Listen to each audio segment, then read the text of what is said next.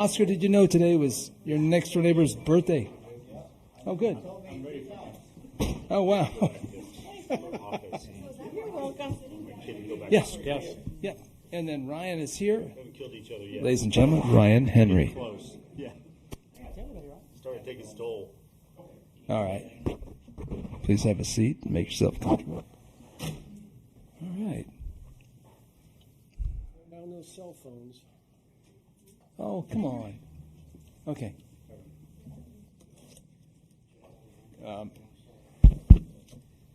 Pleasure to have everyone here. It's been a while.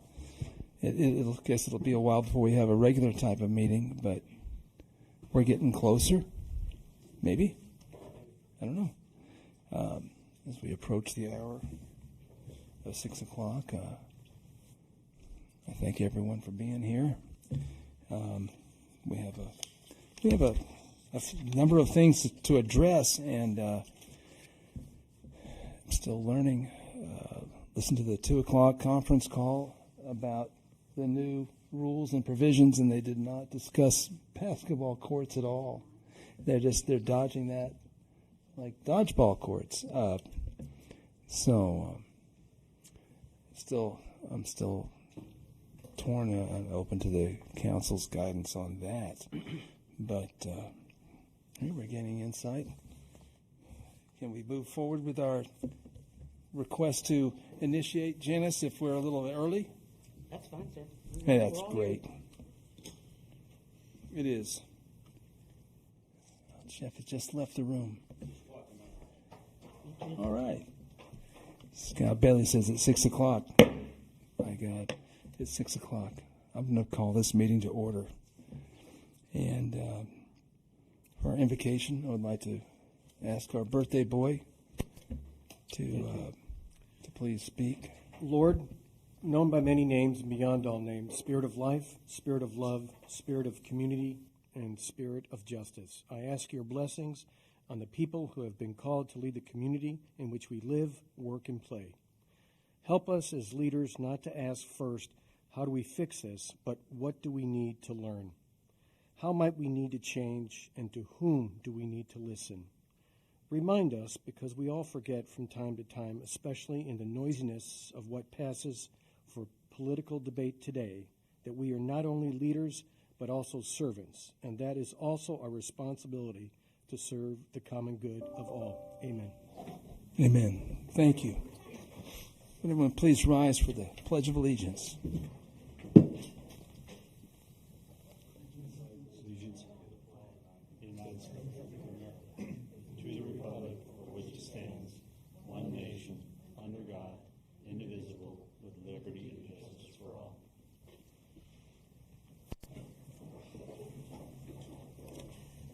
Janice, I'd like to roll to reflect that all council members are present. Yes, sir. Thank you. We have no presentations. I'm going to go straight into our announcements and reports. John Patrico, Chief. Good evening. Can y'all hear me?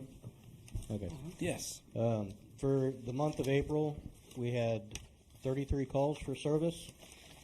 20 were EMS calls, 7 fire alarms, 1 structure fire in the county, hazardous condition, motor vehicle collision, 1 bomb scare, and 1 other.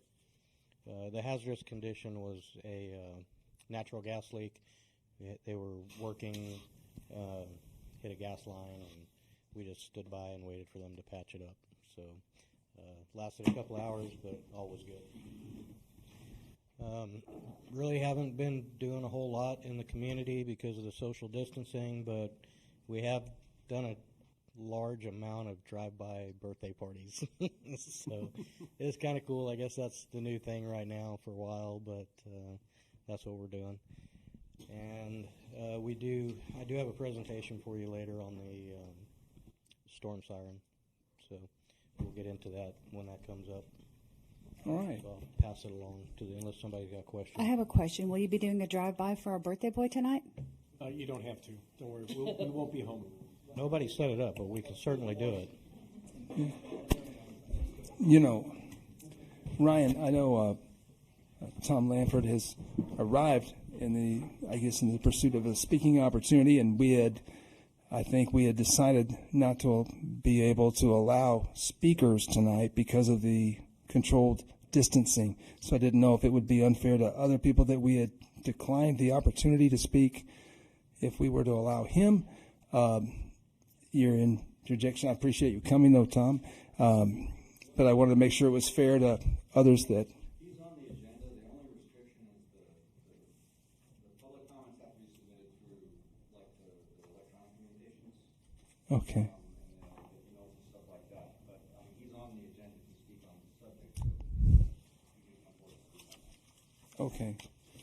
Super. And as was Kevin, who I told not to bother to come because of the change in the rules. So okay. Thank you. All right. Shad, please share an update on the police department. Okay, bear with us here. We're going to try something a little bit different. If I can get us down there. There we go. All right, looks great. Awesome. Not crazy about the mouse, but that's okay, John. So just like Chief Patrico said, some of our areas are reflected in our stats. Things that you would expect to be down are down.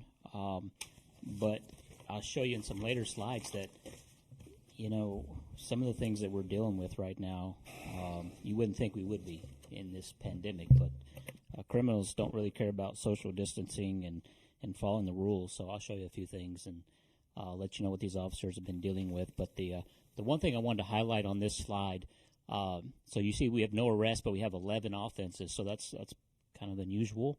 That's part of the Bexar County Jail not accepting prisoners right now. And if they do, it's on a very, very limited basis. So we're actually having to call and ask before taking anybody down if they want to accept them or not. So, it is what it is. And, of course, we haven't done any traffic stops. Well, we have the one, but that's more of a reckless driving issue. So we are going to start traffic on a limited basis this week. It's basically going to be for major safety violations like 10 miles over the speed limit and things like that. So we'll get busy on that because our compliance is just terrible right now. Nothing really inordinate to report on this slide. So I'll run through these calls real quick, and I've got a few photos to show you, and we'll wrap it up. Notable calls for service. So our officers was flagged down. This is the call that started the homeless camp situation. There was a group of them at our Circle K that got in a fight, and when officers showed up, the guy that said he got assaulted became really odd and erratic and started filming the officers and filming their license plates and then just took off. So this is kind of the call that started this whole process. And then we had another fight in progress, which is right across the street over here at Chester's. And the officers actually chased those individuals into the tunnel system. So this is the beginning of what we saw on the news. Another call, we had a suicidal person with a knife. That was a mental health case.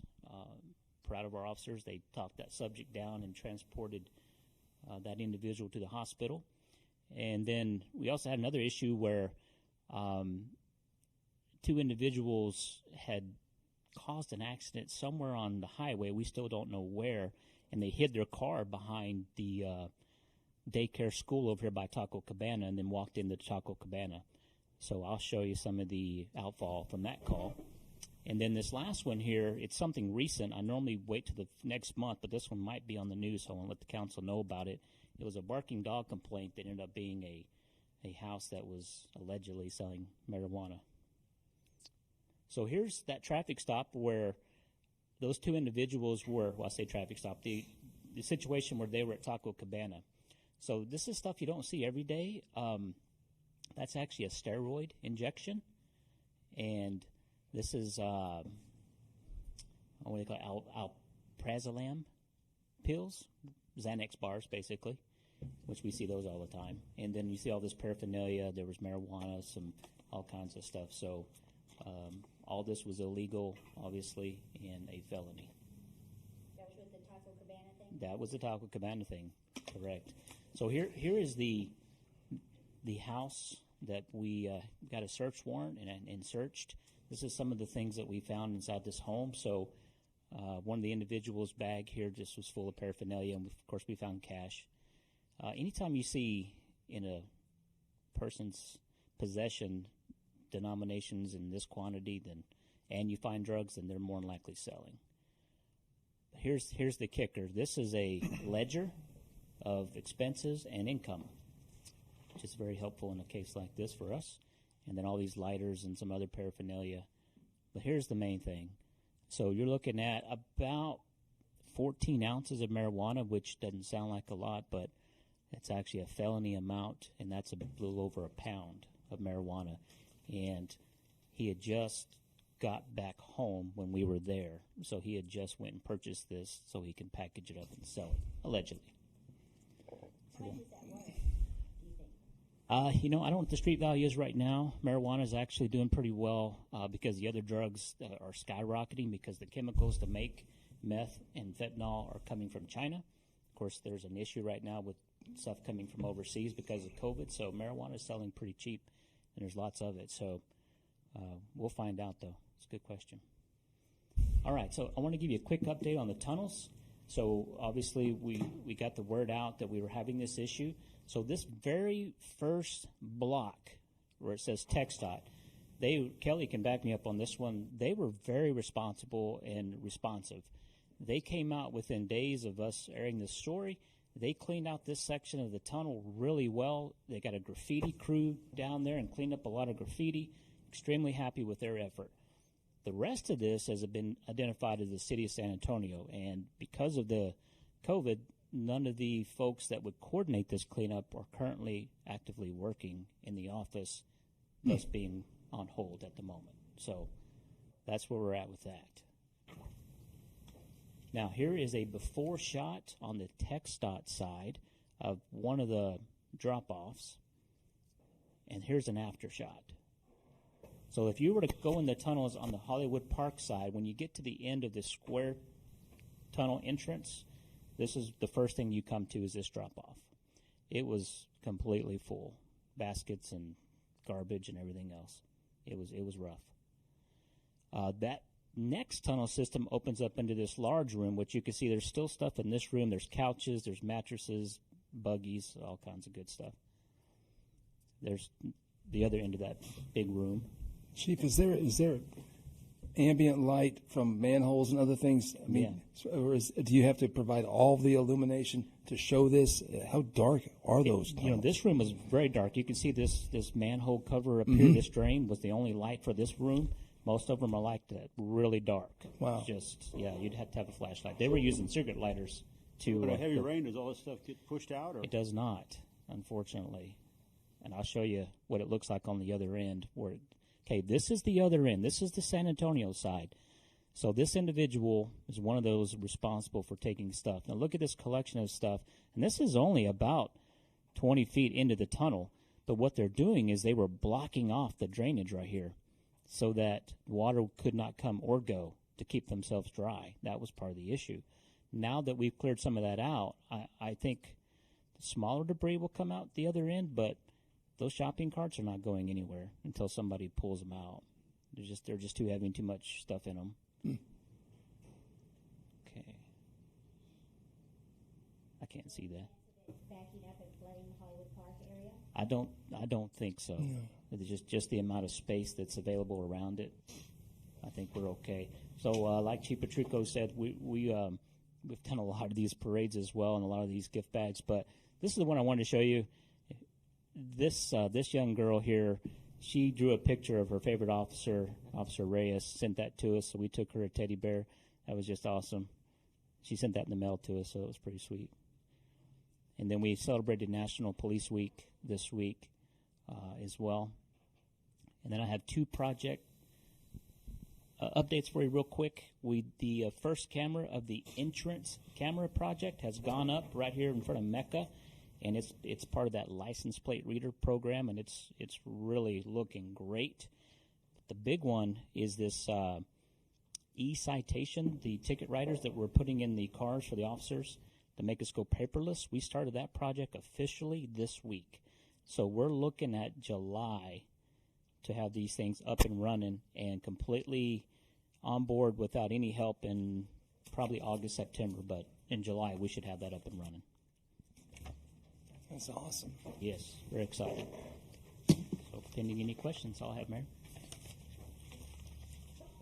I have none. And if you have any? Thank you, Chief. Thank you. All right, Kelly with Public Works. Please share with us. All right, first, I've asked Megan to come in and give you all a little bit of announcement. Megan has tendered her resignation. She has decided she wants to go take care of her family, which I applaud greatly. I wanted y'all to know what's going on, and I wanted Megan to come in and to be able to tell her to her face how much I appreciate everything she's done. Please come up here. Hey, Everything that she's done, the intimate part of the team, how she worked with everybody, and how much I really appreciate it. And this is just a little token of thanks from me. hey. Thank you. Chief also has something for you. All right, Megan. So, Megan and I in the police department worked very, very well together, and we are sad to see her go. And I'm even more sad not to get the updates from your sweet baby girl. But this is from me. The only deal is you have to open it in front of the council.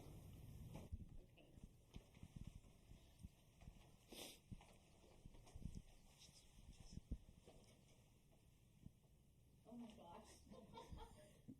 Okay, it's SpaghettiOs because I cannot tell you how many times I have walked in there and he's either heating up this and I'm like, oh my gosh, like you make Inside enough joke, money yeah. to go. You make plenty money, go buy some for lunch. So thank you. But wait, those are not SpaghettiOs. Those are the Mayor, thank those you. are the Hill Country Fair branded They're amazing. pasta rings. They're amazing. Yeah, better than SpaghettiOs. So I want to share with you her real thoughts on SpaghettiOs. Please. So I was making lunch one day. She goes, I don't know how you eat that junk, and she just went, so I thought you got to try it. So as a going away gift, spent a lot Wow. of money on those. Take care of it. Thank you. I appreciate it. Thank you, Megan. Megan, I'm Thank sorry you. to see you go. And thank you Your for your hard family's work lucky for to us. have your help. Wow. All right, so for Public Works report, you can see in your packet the Voight calendar. We had no rentals for April. Everything we had was canceled. Unacceptable. The mayor made a decision that with the COVID crisis, all the events had to be canceled, so we gave refunds to everybody. Now, we are starting to get people who want to do smaller events coming up in June. I told them, hey, look, they've got to be under 25% capacity, which is no more than 45 people inside the building. So I've had 2 rentals for July scheduled this week. So things are starting to come up there. And if you look at the code log for 2020 of April, we had 29 total cases. Once again, numbers are down. We backed off on a lot of the aesthetic code violations. We focused mostly on contractors, people coming in here trying to work without permits, and egregious violations. So we have 29 total. We got 9 pending cases, and I got 20 closed cases. We got 2 pending for court, and I believe that's the Fleetwood case and the Ruidamata case are still pending with court because we haven't closed out. So some of the things that's going on with Public Works, we managed to get the other shade structures installed in the pool, so they're up and running. I've got ZARS has promised me they will have a technician out first thing in the morning, so we'll hopefully have the splash pad up and running by the end of the day tomorrow. Perfect. The high water indicators are up and running. I talked to Bexar County day before yesterday. We're waiting on Bexar County's end to get the software going so we can integrate. Let's see what else. Road project is going along pretty smoothly. It's on kind of a hold right now, and I'm sure the mayor can give you a little bit more of an update on that than I can.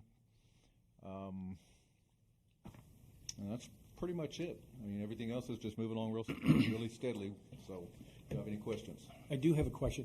Now, you just mentioned something about you are getting some bookings at the Voight Center, but only at 25%. But if they're in July, I mean, if I'm not mistaken, I was looking at the Get Connected email that came out. I mean, they could be possibly at 75% by then. They Do could. you They could make be- any kind of effort to go back to them and say, hey, guys, you can invite more people, you know? Yes, sir. Okay. I've got all their information, and a lot of people are calling and saying, how long or how close to my event can I cancel? Can I just hold on to the date? Because if things change, Right. hopefully we can still have our event. I've got no problem with that. Okay. Hold on to it. Day before your event, you say, well, we can't do it. You want to cancel it or reschedule it to later in the year? You can do that, as long as the dates are available. Thank you. All right. Thank you. Question, who's responsible, I'm sorry, who's responsible for the grass upkeep at the Is Denali entrance? Scott's mic on? Yes, I can hear you. Okay. At Thank the you. Danilla entrance, both of the businesses, those are private property. Okay. So, once again, this is where we come in with the aesthetics of the code. We backed off on the grass issue unless it was causing a safety or health Okay. issue. So I can go over there and talk to them. They're both super One nice. side is always nice and Right. manicured, the other side not. And all I do is go talk to them, and they get someone to take Okay. care of it. So I'll make sure I take care of that this week. And I don't know if it's, if you're even following it, the solar heater on the pool. Yes, is sir. that thing still working or? Oh, yeah, it's still working. It's running, it's cooling right now. I turned it the opposite direction. Okay. You know, Megan, I would like to ask, I appreciate your help with us, and if you know of someone, knowing the work and the scope of the work and the type of work that you've been doing, if you know of someone that you think would be a qualified, interested person, if you would encourage them to reach out to Kelly, I'd appreciate it because your perspective would be helpful. Hey, thank you. I appreciate that. All right. After Kelly wipes off the microphone, it'll be Jeff's turn. He's got a mic of his own. I have my own. His own. All right.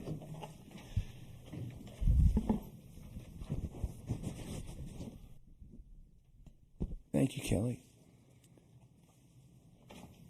Jeff, take it away. Ready? Yes, sir. All right, we'll talk about the financials. On the summary on the first page, that's where I'll go over most of the stuff tonight.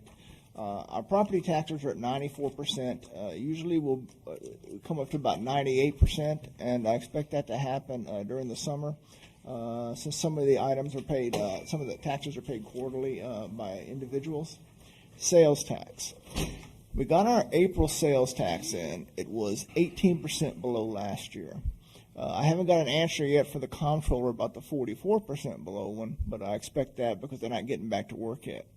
I have checked May's, and May was $122,000 last year, and it is $90,000 this year. It's down 26%, which isn't bad considering May is March's sales tax. That's when things started closing down. The one we'll need to watch for is June, because June will be April's, and April was where the month was completely closed down, and then July, well, we started opening up in May, so it should be coming back. The city is still in very good financial shape. We have the benefit of the billboard that we got the extra $150,000 for. That's what's in the miscellaneous revenue. Municipal court revenue is still above the percentage we're at in the year. We're at 58% part of the budget year, and we're at 60% right now. That will probably, it might not go down much. We haven't had court in like 3 months or 2 months, so when we have a court and we have 3 months, we might be okay. It's surprising, but we'll see. I want you to look at the Voight one. Voight, wound up with almost $60,000 of revenue last year, and it has hurt here. And as you see, there's a negative $3,575. That's us giving back money on the cancellations that has happened. We have had a lot of cancellations, and we've met the money. We expected that, but this summer it should pick up. The expenses, everything is in line. The one that's over is 71% is general government, and that's because the insurance, we paid the insurance all up front because it gave us a 5% discount. So that will even itself out as we go through the year. Public Works is only 40% of its budget, and that's because of the $366,000 for the road project. We got our first invoice in for $117,000. That's going to come out of streets, and if the general fund gets in a situation this year, I don't think it is, but if it does, we'll pay all of the road project this part of the year, because it's not going to be finished this total year, out of the street fund, which is part of it, which is part of the money. And the general fund will still have money, and we'll look at it next year's budget to what we can and can't do. The guys have actually pulled out right now. There are no workers in there, so there won't be another invoice probably till later on this summer. Other than that, everything is in line. The city's in very good financial shape, and don't worry about if you look down here at current period where it says a negative $270,000. That is not all because of any closings. That's the way it is in cities as you get toward the end of the year, because your property tax all comes in the first part of the year, and that's why it says 94%. So as you go through the summer, a lot of times you'll have a negative down there, but that's because a lot of the revenue is paid up front. Is there any questions or anything? Mm-hmm. Jeff, have we ever moved money over to Plains Bank? We're about to do it this week. Okay. Because didn't they give us a discount period or whatever where we wouldn't be charged fees for like 90 days or something? I'm gonna probably have to come back to you because I feel like it would be cheating them out, and we'll redo the date on the banking contract to 5 years from whatever, because of what happened here, and like their office over here closed, the other one was open. I talked Mr. Howe and the mayor took the actual seminars this last week so we can actually get it. I couldn't put money in there because we couldn't do it. They made it go through the seminar. This bank is it's a lot more complicated than most of them because we got positive pay and these items all over. We're going to go through it. But it's not an item where you change in a week because we have money coming from the Department of Justice, the IRS, coming from the state, and all of these monies that are coming to the bank account. A lot comes to tax pool, which is not a problem. A lot comes to bank account. So you have to dual these bank accounts for about 3 months so you can make sure you catch any grants that would come in so you can change the bank account that they're going to, because they don't send checks anymore now. They just send it and drop it into your account. So what we'll do is move over and we'll do some checks and all on payables first. Then we'll do payroll, because direct deposit with them is a little different.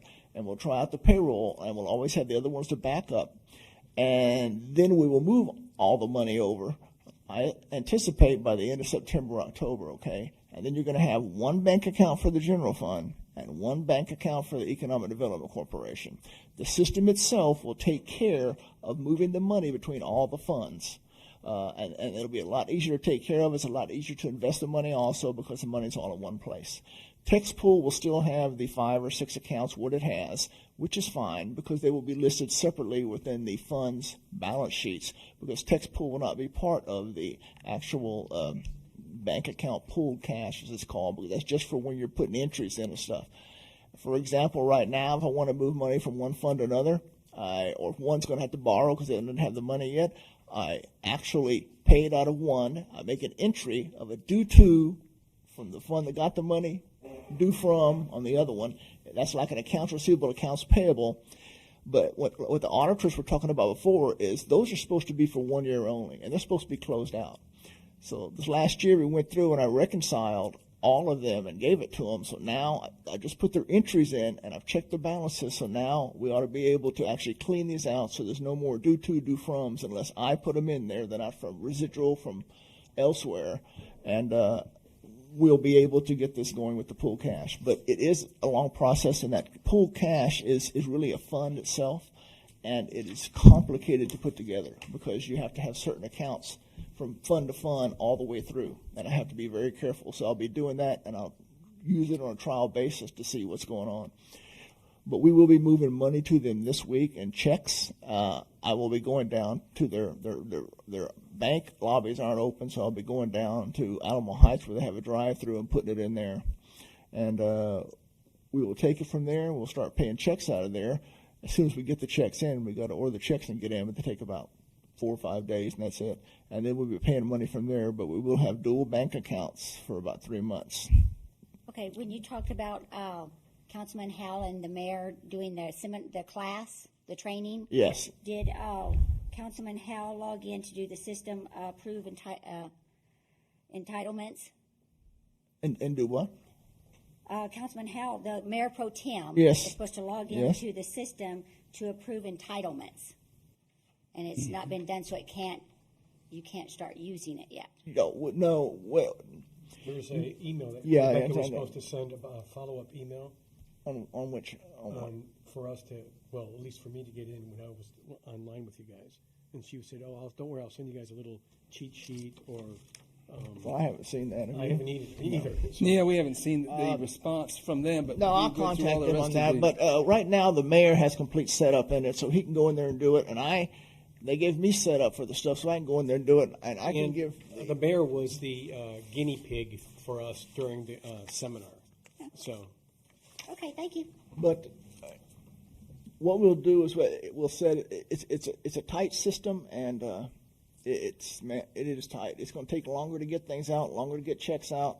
And there will be a lot of items that come in that we actually have to approve checks. Even though we wrote a check, we'll have to approve it and say yes. And items like that. And when somebody comes in who we have a item with where they can do an ACH, those all have to be approved at the time too. So it takes like 2 or 3 approvals for everything. So it is. But I didn't get that. I was doing other stuff this week, and when I set up, so when I put the money in, that's when I thought we'd get together and actually try to get something and have them both actually approve it. I'll do you first. No problem. Is there any other questions? No? No, thank you though, Jeff. Janice, would you like to give us your report? Okay. Thank you, Mayor. Well, I hope everybody likes the new system that we have here in the council chambers. It took a while, and just to let the residents know, no monies came out of the general fund for this. We have a dedicated fund. It's called a PEG fund, which stands for, and I knew this, Public Educational and Governmental Access. We don't have a governmental access channel here in Hollywood Park. So those funds, it's a percentage, and it goes into this account. It's a dedicated account, and Jeff can explain it to you. But we had money in there, and, Lord knows we needed to have an upgrade in here. The history about here in the council chambers is we used to record, and I'm sure Debbie remembers, it's just on CDs, and we just had the audio, and that's all we had. And so we wanted to upgrade maybe about 9 years ago or so.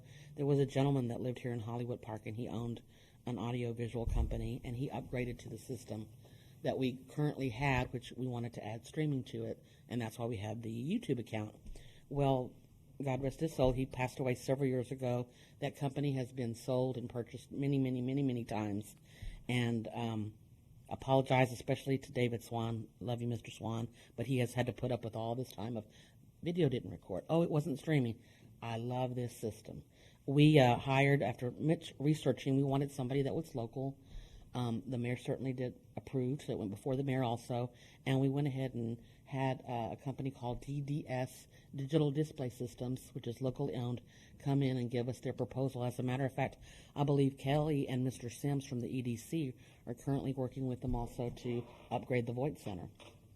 So one of the first things they did was they took off the projector. As you can see, it's no longer there, and the screen, which we'll be able to resell. I'm sure other cities or other entities would love to have it.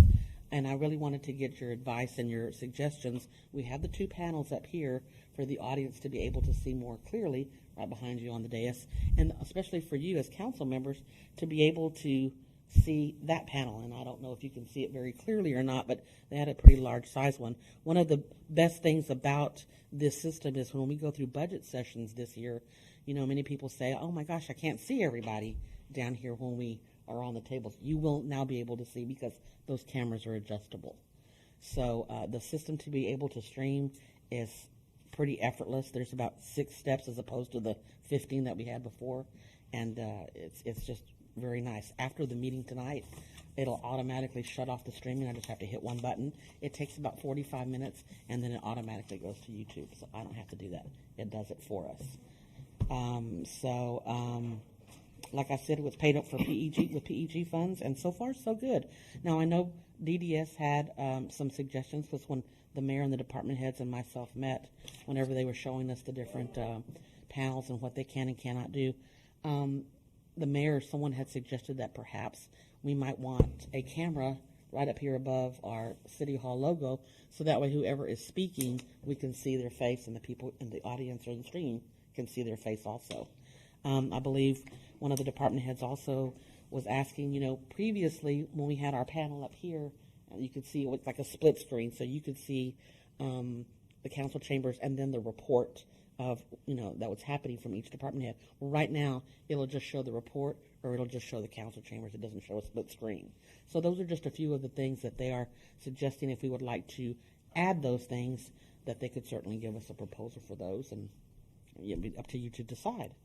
Apart from the council chambers, we are looking into the cybersecurity training that I talked about at the last council meeting. So we did get the free option from TML on cybersecurity and what we need to do. So if you can just hand one and pass these around, each one of you.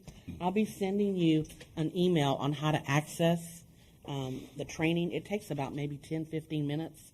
Take the test and just send it to me, and I'll be sending you that log on later on this evening. And this just has to be completed by June 14th. We have to do it every year. I went ahead and sent it to Jeff for Human Resources, so that way he can get together with the department heads or the employees to make sure they're done. It's very basic, very simple, so it's not difficult at all. Another thing I wanted to share with you is research, and currently the city of San Antonio, or rather Bexar County, is providing what they call essential item bag program to all of the small businesses in Bexar County. So as they are seeing small businesses, and what I mean by small is any business that we have in Hollywood Park that has 25 employees or less, the county is helping them transition into opening by offering 1 week's worth of masks, gloves, any type of protective equipment, hand sanitizer, even the plexiglass that you can put in your store or restaurant. And the face shields, And yeah. yes, sir, all of that. So on behalf of the EDC, I'll be sending out something to all of the small businesses, letting them know that the EDC is involved. We want to help them out.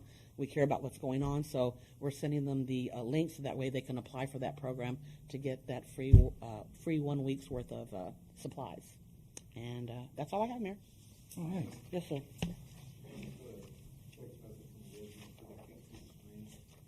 Okay. I've got a question also. Yes, sir. Who decided to do the corner here? I just want to make sure you have the appropriate distance. Yes. All right. Thank you, Janice. Thank you, sir. All right.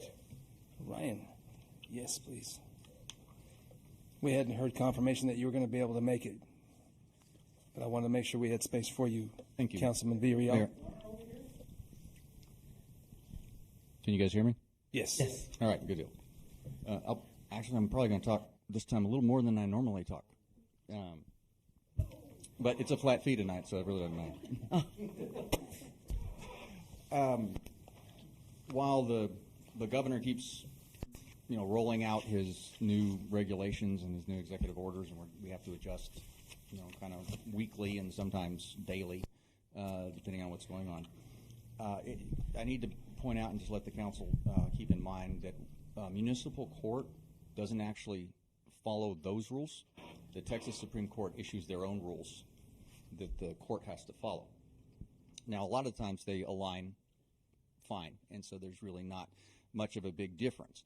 And since court has been closed and canceled, there really hasn't been anything as far as social distancing. Both the judge and myself have been, still handling defendants and matters and issuing orders and stuff, but it's been significantly reduced. Especially if a defendant has a lawyer that represents them, that actually makes the communication and stuff easier. But starting June 1st, the Supreme Court has said that courts can open back up for non-essential hearings. However, to do that, it's actually placing certain restrictions, certain hoops that court has to go through. And I've spoken with Judge Dolnig regarding we have to come up with a plan, a social distancing plan that is applied during court. it has to be approved by the health authority. It has to be approved by what's called your regional administrative judge, which is one of the judges. It's actually Judge Hall down in at Barrett County.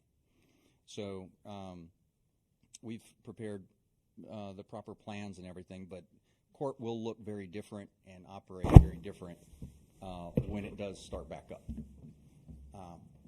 We are debating, the chief, as he pointed out, they weren't writing tickets for a while, to keep the officers safe, and only in, instances when it's an immediate reckless driving or dangerous situation.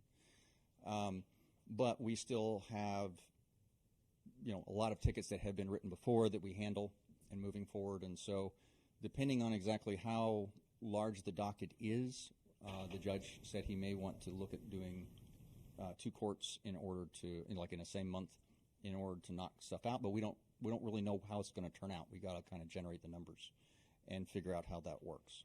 But we're coordinating with Janice and just figuring out the best way to have that proceed. I just want the council to be aware that those changes do have to occur, but we can't really do anything until after June 1st anyway.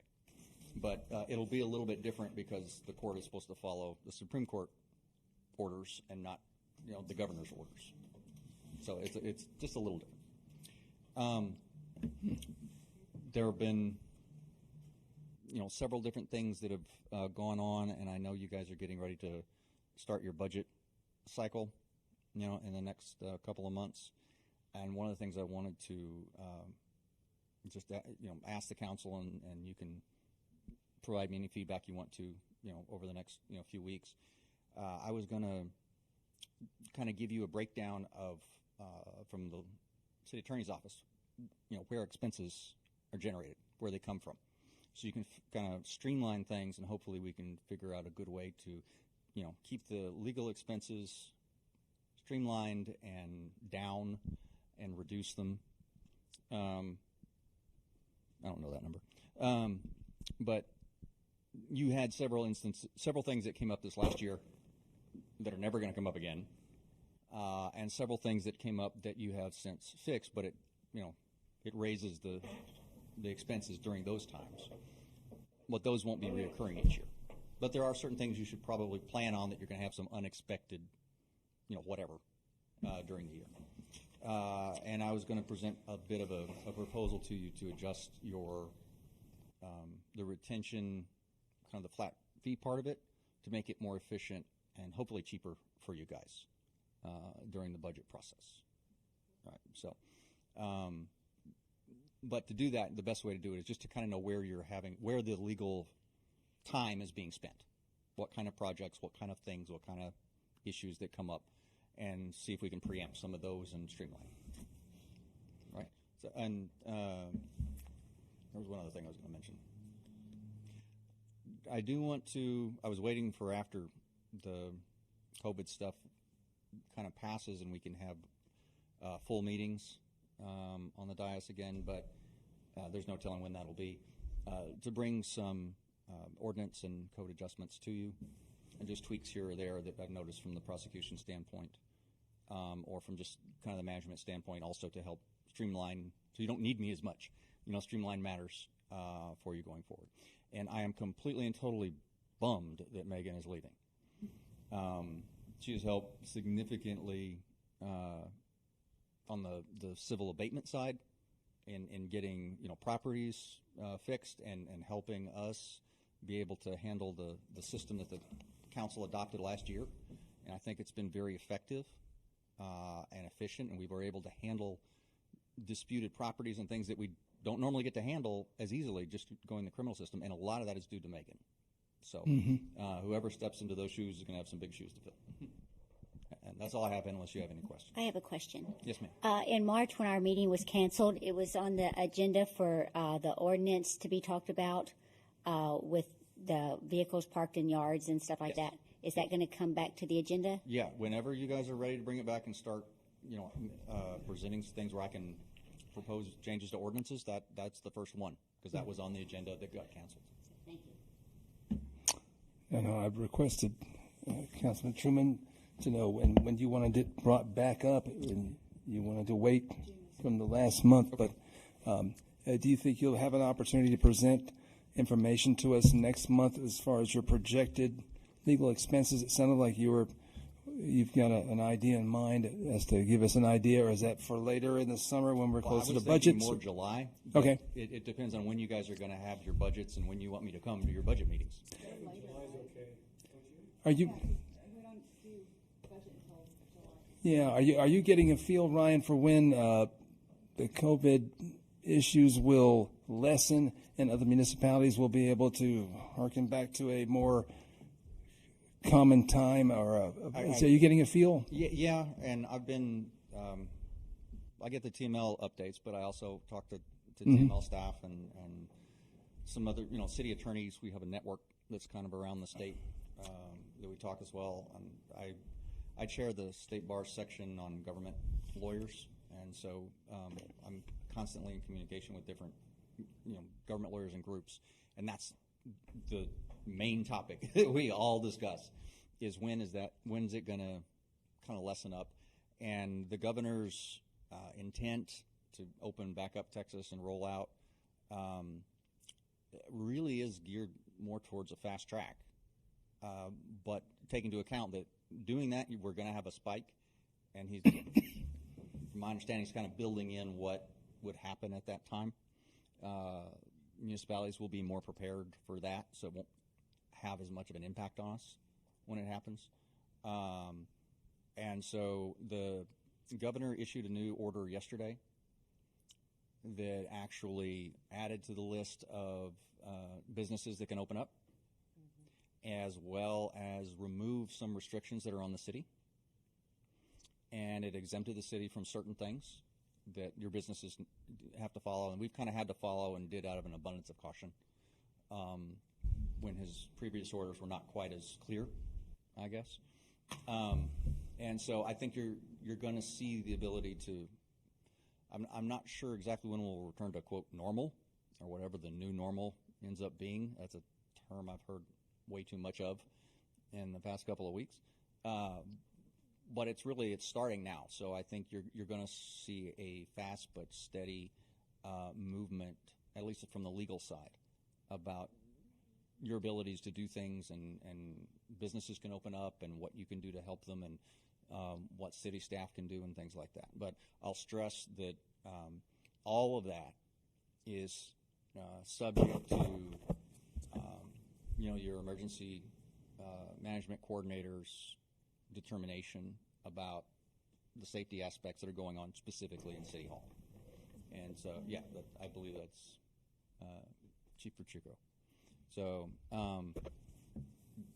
he in that capacity, he and the mayor, in kind of a combined aspect legally, are the ones that have the ability to decide that. But as long as there's nothing they see that requires us to do immediate lockdown again, or some restrictions, then we can follow kind of what the governor's recommendations are in Bexar counties. We don't necessarily have to follow what San Antonio's are, but we are subject to what Bexar County kind of implements. I'm sorry, go ahead. What is your feel? Okay, so we're not doing health checks anymore when employees come in. What's your feeling on that? And what's the employees' feelings on that? Because I felt like we should still be doing that. So one of the big reasons why we felt it was important to do that at the beginning was because we were worried about people being sick and deciding that, hey, I need to come to work because I need to make the money and get paid. And also, as mentally, everyone feels more comfortable knowing that people are coming to work and they're not ill. In hindsight, we offer sick leave.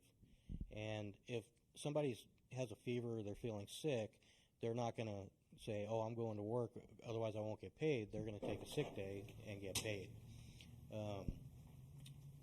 I think that with the amount of employees we have, and after a month of doing this, it's pretty obvious that I think everybody's mature enough to where if they have a fever or they're not feeling well, that they're going to stay home and they're not going to come to work and expose everybody else. I do know that our guys over at the fire station were not comfortable coming in contact with every employee every morning coming to work, because you can't take a temperature on somebody standing more than 6 feet away from them. It just doesn't work that way.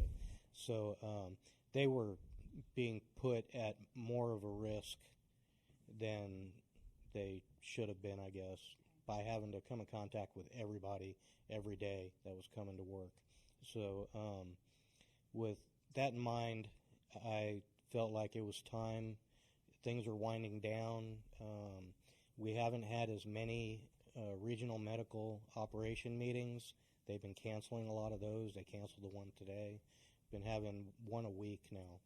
And everything that we hear from them is things are starting to taper off.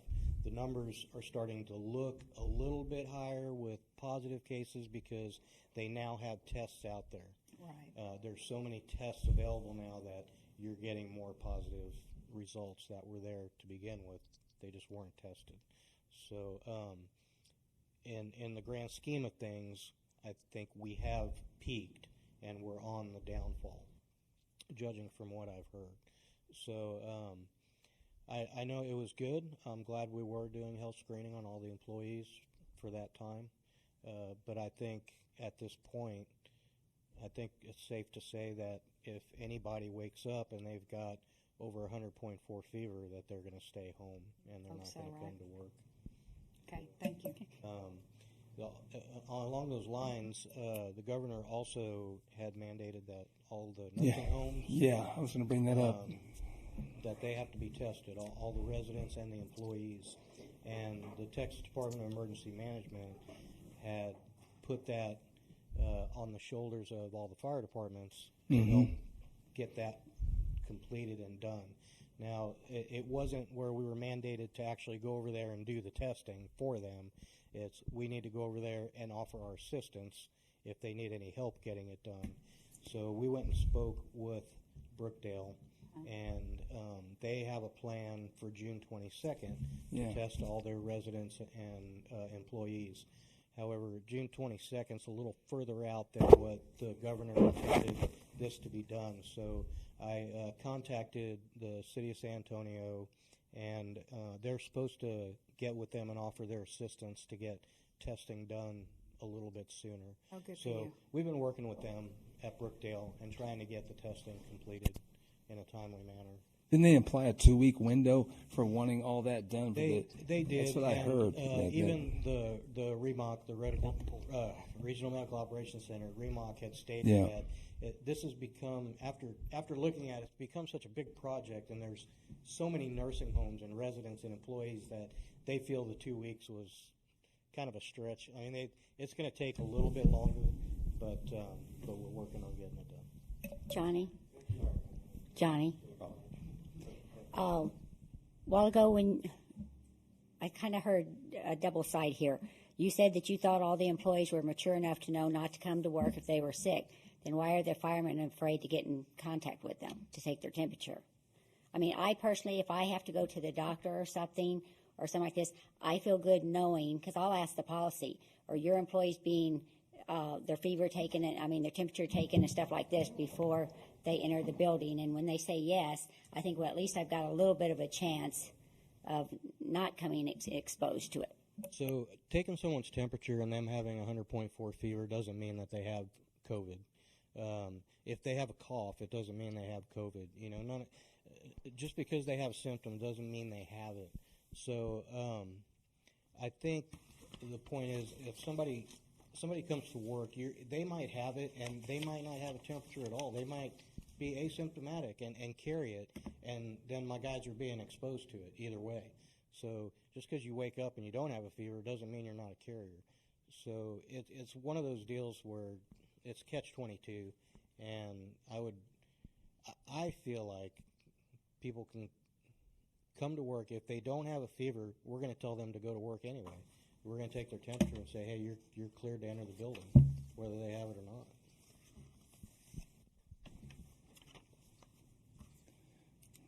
I'm not sure there are any other questions for me. Thank you but both. If there are, Thank you both. okay, thank you. All right, Oscar, I'd like to apologize if there was any misgivings. I wanted you to have a place in the room if you were able to come. And I'd like you to sit as close to the group as you'd like. Okay, super. My misunderstanding. That's my misunderstanding. I did not hear that you were confirmed for come late, but you just could not come in during the day. That's what I heard you could not do. Yeah, you couldn't come in the day, but you didn't say you could come in the evening. That's what I heard. That's all. That's all you said. I did. I made sure you had a place in the room. I'm just asking you now, if you'd like to move forward, you may. Okay? Thank you. Thank you. Okay, point taken. All right. Now it's my turn to thank everyone for coming tonight, in spite of their combative nature on your part. I'm proud of the residents and their efforts to be diligent and vigilant and trying to keep their families safe. I appreciate it. It's a lot of changes and things for all of us, but we're working hard and we're making progress, and I appreciate that. And we're moving forward on a lot of things. And again, I thank everyone's involvement in that effort. Moving on to the consent agenda. If anyone would like to approve the minutes of the regular council meeting on April 21st and the financial statements of April 30th. I move that we approve the consent agenda in its entirety. I second. All right, all those in favor? Aye. Aye. Motion carries. We'll go now to citizen participation. We had implied that that wasn't going to be allowed. But if we have email or... Yes, Mayor. I'm sorry. Yes, we do. We have one resident, David Swan, 316 Meadowbrook. He says, concerning the CPS gas line replacement on Meadowbrook between Voight and Donella, when is this phase of the project going to be completed? The project was to be completed by May 17th, yet it is far from finished, and there have been no work crews on the site for over a week. The condition the work crews left the street easements and front yards is disgusting, not to mention the heavy equipment and materials they left behind for everyone's viewing pleasure. The dust is an added bonus. As this is the first phase of the project, I hope it's not an indication of what homeowners on Sequoia and Donella have to look forward to. Hopefully a solution can be found, and soon. All right. And I just wanted to let you know, Mayor, since Mr. Swan was very kind to send it to me earlier in the day, I did share his email with Mr. Mooneyham from CEC, and Mr. Mooneyham did respond. I didn't know if you wanted to hear the response or not. Sure, please share that. Mr. Mooneyham responded. I let him know of Mr. Swan's concerns, and he said, regarding the work and conditions on Meadowbrook between Voight and Donella, the gas subcontractor, Batico, has completed the new gas mains and services, so there should not be any additional gas work within this block. Batico has temporarily sent their gas crew to assist on another project and should be returning within the next couple of weeks to continue the rest of the proposal gas work. The next round of gas work will include some gas main work on Meadowbrook between High Path and Sequoia, and will also include gas main and gas service replacements along Donella from Meadowbrook to Mustang Circle. The prime contractor, Curran, is working on a revised schedule and is looking to begin the proposed roadway work on Meadowbrook between Voight and Donella. So fortunately, there is still some work to be done in this. Unfortunately, there is still some work to be done in this area. The roadway work was originally scheduled to commence after completion of all the project's proposed gas work. However, given the temporary departure of their gas subconsultant, Curran is looking to adjust their schedule to keep the project progressing forward. In regards to the current conditions, construction projects are typically pretty messy until everything is finalized and completed. The underground conditions in Hollywood Park are predominantly rock subgrade, which requires rock saws to cut in the utility trenches, which can certainly generate a lot of dust. One of our goals during the design of gas plans was to try and keep things as neat and clean as possible, which is why the new gas mains are predominantly located beneath the street pavement. This was done to minimize impacts to residents' lawns, trees, irrigation systems, landscaping, mailboxes, driveways, etc. In regards to the dust, we will discuss the issue with the contractor and can likely implement some dust control measures using street sweeping and/or watering. The proposed roadway work, which will follow the gas work, will also be a messy process, consisting of milling the top pavement course and completing some base repairs. The base repair work will be moisture conditioned, so dust should not be as much of an issue during this process. The street milling process is a dust generator, so we will work with the contractor to have a plan in place for dealing with the dust. The equipment staging within the street right-of-way is unsightly, but allowable per the contractual agreement with the contractor. We do realize this project is a major disruption to the property owners, but these things are necessary to upgrade the existing infrastructure and streets. Utility and roadway construction projects are messy and burdensome to those in close proximity. We do appreciate the feedback, and it should only serve to improve the ongoing construction practices moving forward. While we may not be able to fully resolve all complaints or concerns, we will certainly work with the contractor to employ reasonable measures where we can. John T. Mooneyham, Senior Project Manager. That's wonderful. Thank you, John, for addressing David's concerns. All right. Any other comments or from citizens, Janice? No, sir. All right. As far as old business goes, we have none. Going into new business, we will first discuss, take possible action on a presentation from Kevin Gallivan. Did we approve the minutes already? Yes. I'm Yes. sorry, I was gone for a second. I'm sorry. Okay. Pardon? Sure. The question is, if we can switch agenda item 4 with agenda item 1, so that Tom, yes. And item 4 is to discuss, take possible action on Clear Channel's request to reduce payments to Hollywood Park on billboard contract. And I know what we received. Let me find item 4 in my packet.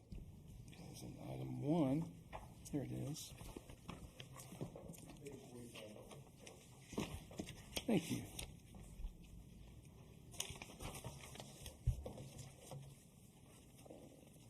The effort was to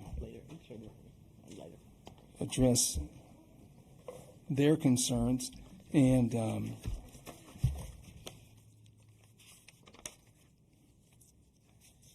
regarding comments on that, would you like to speak? Tom Lanford with Clear Channel, please come forward. Can someone give him a microphone? There you go. Right there. The microphone is There you go, Tom. It's right there on that chair, sir. in the first chair, right there. Thank you, Tom. Address your name and your company, please. Tom Lanford, Clear Channel Outdoor. I don't think it's on. It's not working? Push the button. I did. Let me try that again, Tom. No, he's got to turn it on. Try it again. I had it on. Let's try it again. Okay. Thank you. Thank you, everyone. Tom Lanford, Clear Channel Outdoor. I sent the mayor a email last week, and thanks for having me here, inviting me here, Mayor. As I explained in that email, advertising is extremely sensitive to economic conditions. In this case, coupled with the downturn in traffic, it's extraordinary for us. We're, scratching for savings, and we've created, 5 tenets to get us through this time. Those being cutting capital spending, discretionary spending. We've done furloughs and salary reductions. The 5th one, we're asking all of our lessors for voluntary reductions. This is just a voluntary request, but our lease expense is our largest expense on our portfolio, and the reason for that. So in that email, I put together a list of the contracts we have with Hollywood Park, and 3 of those have already been paid for the year in advance. One of those hasn't.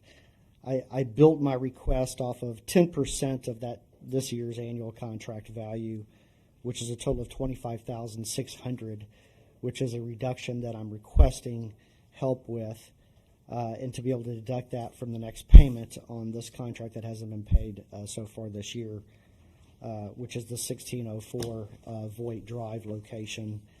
That total, $25,600, is 0.39% of the entire total license value of all contracts combined over the term. So, in short, that's why I'm here today, and with all of our lessors as well, and asking your help on that. All right. I appreciate you coming and sharing that with us. I know you've been an honorable vendor and merchant, and I know lots of residents and people out there in the country have been seeking forms of help from the people that they owe money to. And I know with car payments in particular, a lot of them are doing extensions whereby they can move a payment that's due now to the end of their note and just pay the interest portion or things like that. And so I thought while it might be less receptive to council to do a discounted issue, I thought they might be more receptive to something where it deferred money now to a later part of the contract, where after I think it's 3% every 5 years that the contract escalates. If it was moved to a later part of the contract, we would recoup that same money plus the increase at a later time when hopefully the economy will have recovered. But I'm opening this to the council for discussion, and that was my thought on it. And I do again appreciate you coming. I'd like to comment on that. Yes, please. A deferral is something that we would welcome as well. The revenues that we're losing are not going to come back until the economy returns, but that revenue in that interim is going to be lost forever. Obviously, our first attempt is for a deduction, but a deferral is welcome as well. Super. Good to know. Thank you.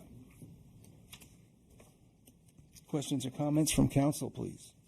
Well, now, do you feel that if we give Clear Channel a discount, then that will cause the other billboard companies to come and ask for a discount? I mean, I'm still going to call it Burkett. I don't know who he sold to, but right now Burkett's advertising. I love it every time I drive down 1604 and I see all of our restaurants and stuff being listed. So it would be Outfront Media now, but it's not. I would not look at it as a discount as much of a deferment, because we'll actually get more money down the road when you add it'll be 15% higher than the amount we're deferring at that time if it's moved to the tail end of the note. But yeah, it would be another topic subject for discussion based on what they had paid and what they owe. Sure. I'm not inclined to reduce or defer. This is when we need it more than ever. We already know that our sales tax is plummeted. And, I mean, the only reason I voted for signs was for the money. And, Insurance policy. It's an insurance policy. For times like this. And, if we do it for you, we have to do it for Burkett. And, I mean, this is when we need the money. We're already, like I said, we're already going to be down. Our revenue's already going to be down. And so I am not inclined to make any adjustment.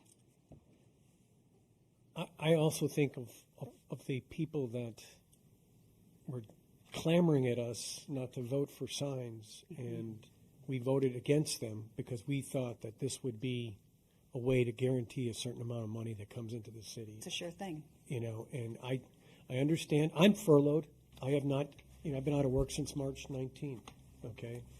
But this is something that I don't think we can give up, okay? So that's my opinion. I agree. I agree, but I think if you defer it, you're still getting your money. You're just getting it further down the road. So I would be somewhat in favor of a deferment if that was the case. I mean, if it was push come to shove, I wouldn't be in favor of a reduction. And but what if the next thing down the road is not a pandemic, but something else happens? Okay, like a hurricane, or I think it opened up the door to other opportunities to come back and say, hey, Hollywood Park, can you help us out again? Okay, and I don't want to do that.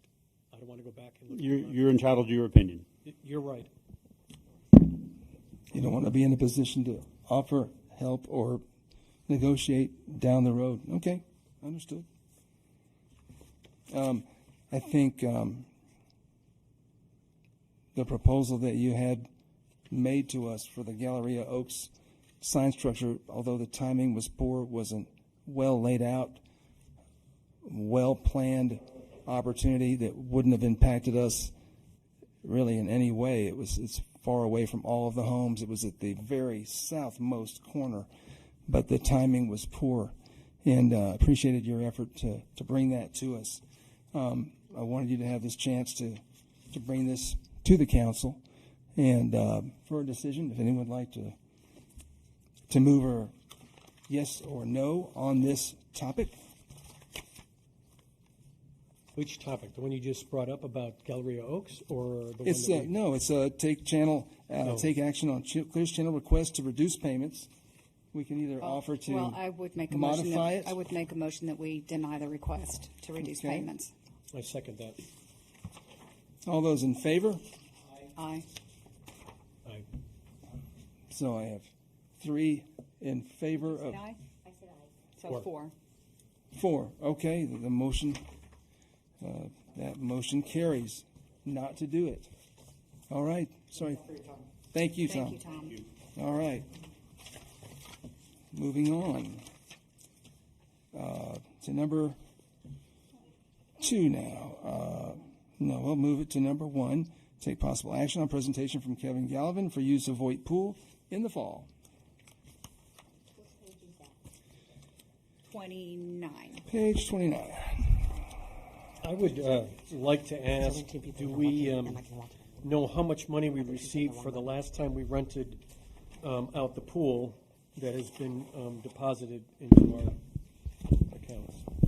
And if we don't, I would like to postpone this until our next council meeting. We need more information, too. Exactly. Yeah. The important I'm thing in is, favor of this, I really am, but I need more information, okay? And I don't know what was the total dollar amount generated from the last rental. I would Can agree. I- I need more information as well to see if it was profitable for us. If it was a wash, it's why do Okay. it? it's for the kids, basically. It's to get the kids involved in swimming. It's to take advantage of the fact that we have an ability to warm the pool for more months of the year. This is the baseline. He told me, and I apologize for not encouraging him to come and speak because I was encouraged to think that he couldn't. But this would be the minimum that it could be. That would be based on 20 swimmers per age group. He said he was sure he could easily generate more than that. And he was just trying to, he's a year-round swim coach with kids, and I've been pleased that we've been able to include those kids this past year. I think the net revenue was ended up around $17,000 or $18,000. Okay. Tell me, Here's Jeff. what it is. The contract was based on 556, I think, and a half hours, and it was 31,000. Are you talking Northeast, the last one? Yes. Okay. That's last a one. different group, This is a different different group. contract. That's what I'm concerned about. Yeah, I want to know what we got on the old So we group, got how Northeast much? it was Independent about School District. 18,000 I is have what it that ended up information being. right here. Perfect. Okay. Northeast had a contract. If they used all the hours, 556.5, it would be $30,051.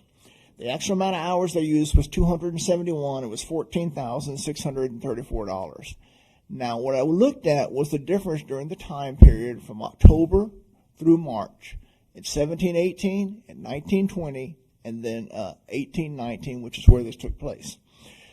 The difference in the electricity and heating was $7,600. Okay, so it's $7,600 more.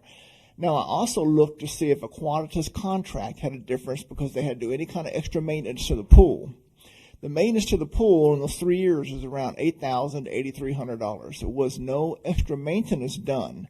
So, in reality, the money that we actually had over here to defer the cost is $7,000. So we got $7,000, which deferred the cost of part of Aquatica, because Aquatica was $8,000. Now that $8,000 we would pay whether there's anybody there or not.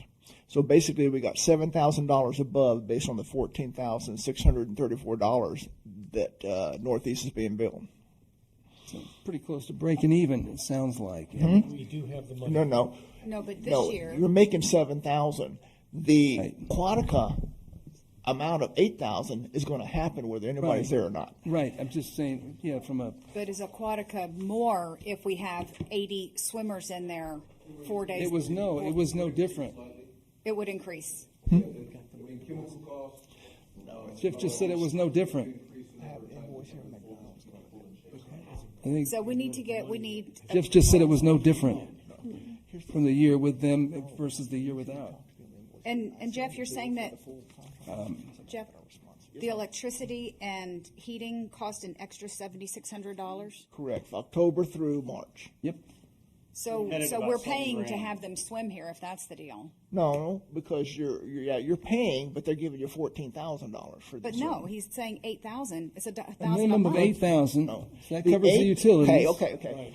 The $8,000 is the Aquatica maintenance. There was no increase in maintenance because of the swimmers being there. It's just $8,000 in 17-18, $8,000 in 18-19, $8,000 in 19-20.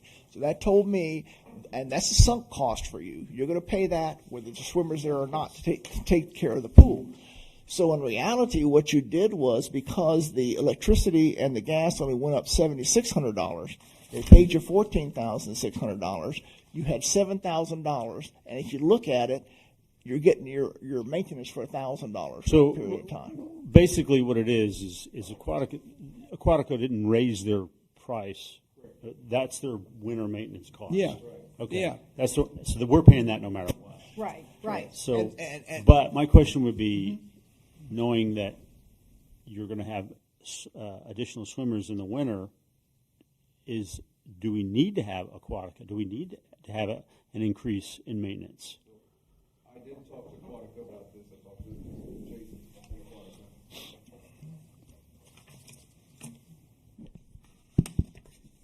And the cost didn't increase when Northeast was there because they didn't use it that much.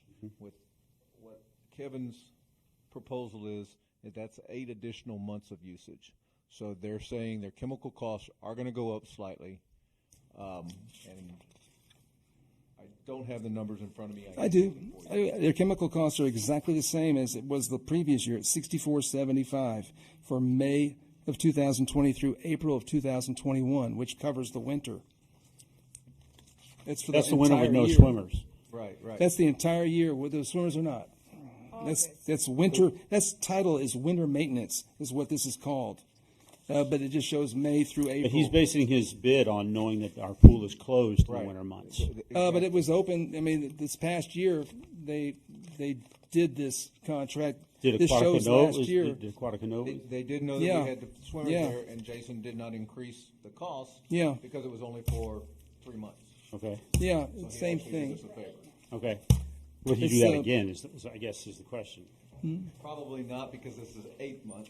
Right. Additional. Now, this is a 3 months 12-month. additional. This is a 12-month winter maintenance, $64.75 for the past year, the year before, and the upcoming year. So I'm just looking at and it says bid for $75.11 is the bid for winter maintenance.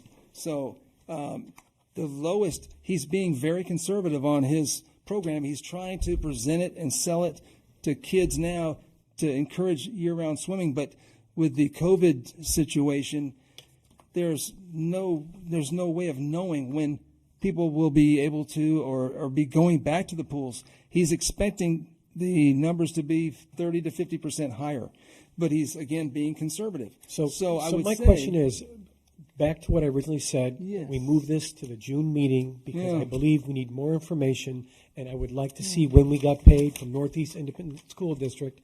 All right. There's this 15,000. Yeah. Okay. I want to know if the money we made, is it in our bank account? Okay. The other thing too is, let's wait to June Maybe we'll get more information on when we can relax some of these regulations, okay, with the pool and things like that. Mhm. But I'm in favor of this, but I want more information. It won't give him much time to sell it, but that's his other challenge. But that's fine. Whatever the council agrees on, that's fine.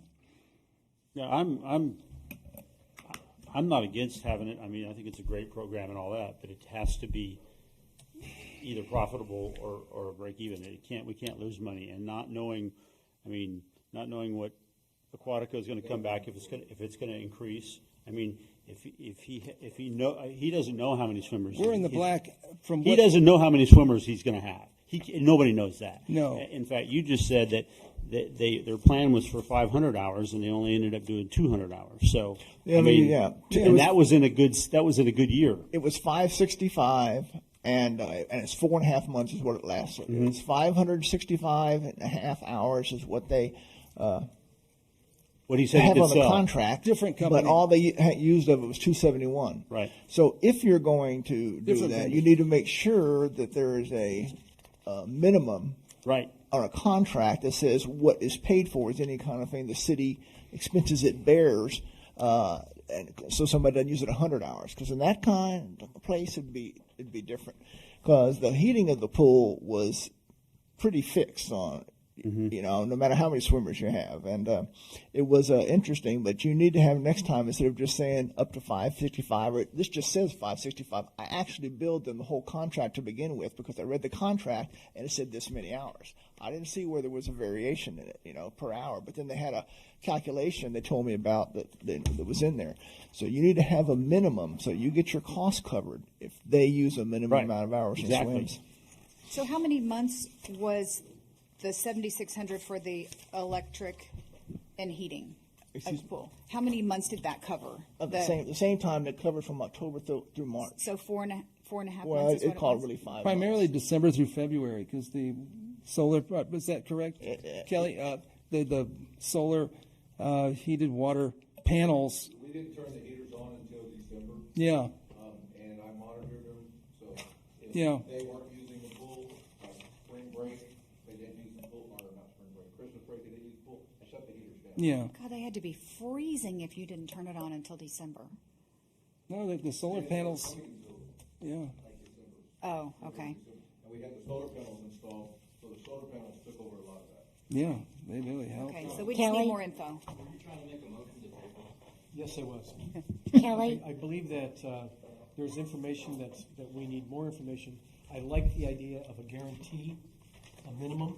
You already turned 8,000. Okay. And I also, like I said, I'd like to know when Northeast Independent School District paid the bill. This is a different vendor. This is not. I understand that. Okay, good. The last time we rented it out, do we have Okay. the money? Yep. Okay. Thank you. Okay. So you Kelly- make a motion? Is someone Oh, making? hold on one second. Kelly, last time this all came up with Northeast, you talked about solar, the cover that would keep in the warmth. Can you bring that information back by the next meeting so we can factor that in? Yes. Because you said that would save on the heating, correct?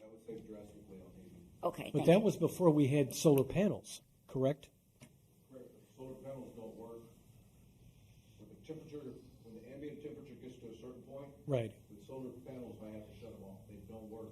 And they actually will cool water and make it colder. So there's a point where we can't use the solar panels. They're good to get you from, 8 degree difference or something? Yeah.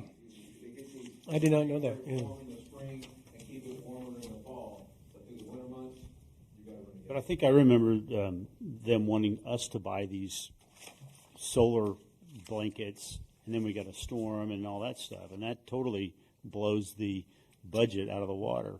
There was a as far storage as- issue also with how we would Yeah, roll them up. And, Here, running back up there. yeah. yeah. Yeah. All right. If he wants to buy solar blankets, that's great, but he can store them and put them out and take them up. So I make a motion that we move this to the June meeting. I second. All in favor? Aye. Motion carries. All right. Discuss take possible action on rates and procedures for reopening the Voight pool. Our ambition, our objective is to have it open for Memorial Day weekend and be able to start selling passes and have a restricted access. What would you call it, Ryan? The 25%, the 50%. I think what they decided as of last Friday. The rules keep changing. Is it 50% for the swimming pool? Or Kelly, do you know if it's 25 or 50% as of? I listened today, and they did not. Today it's 25%, I thought, wasn't it? It's 50? 50? Oh, yay. It's Yeah. moved to 50, I believe. Yeah, it's Yeah, it's 50. They changed it's that changing last night. Yeah. by the hour. Yes. Okay. What is the capacity? Excuse me? So our numbers for the pool, me and Johnny went and measured everything out, and Johnny gave me the calculations.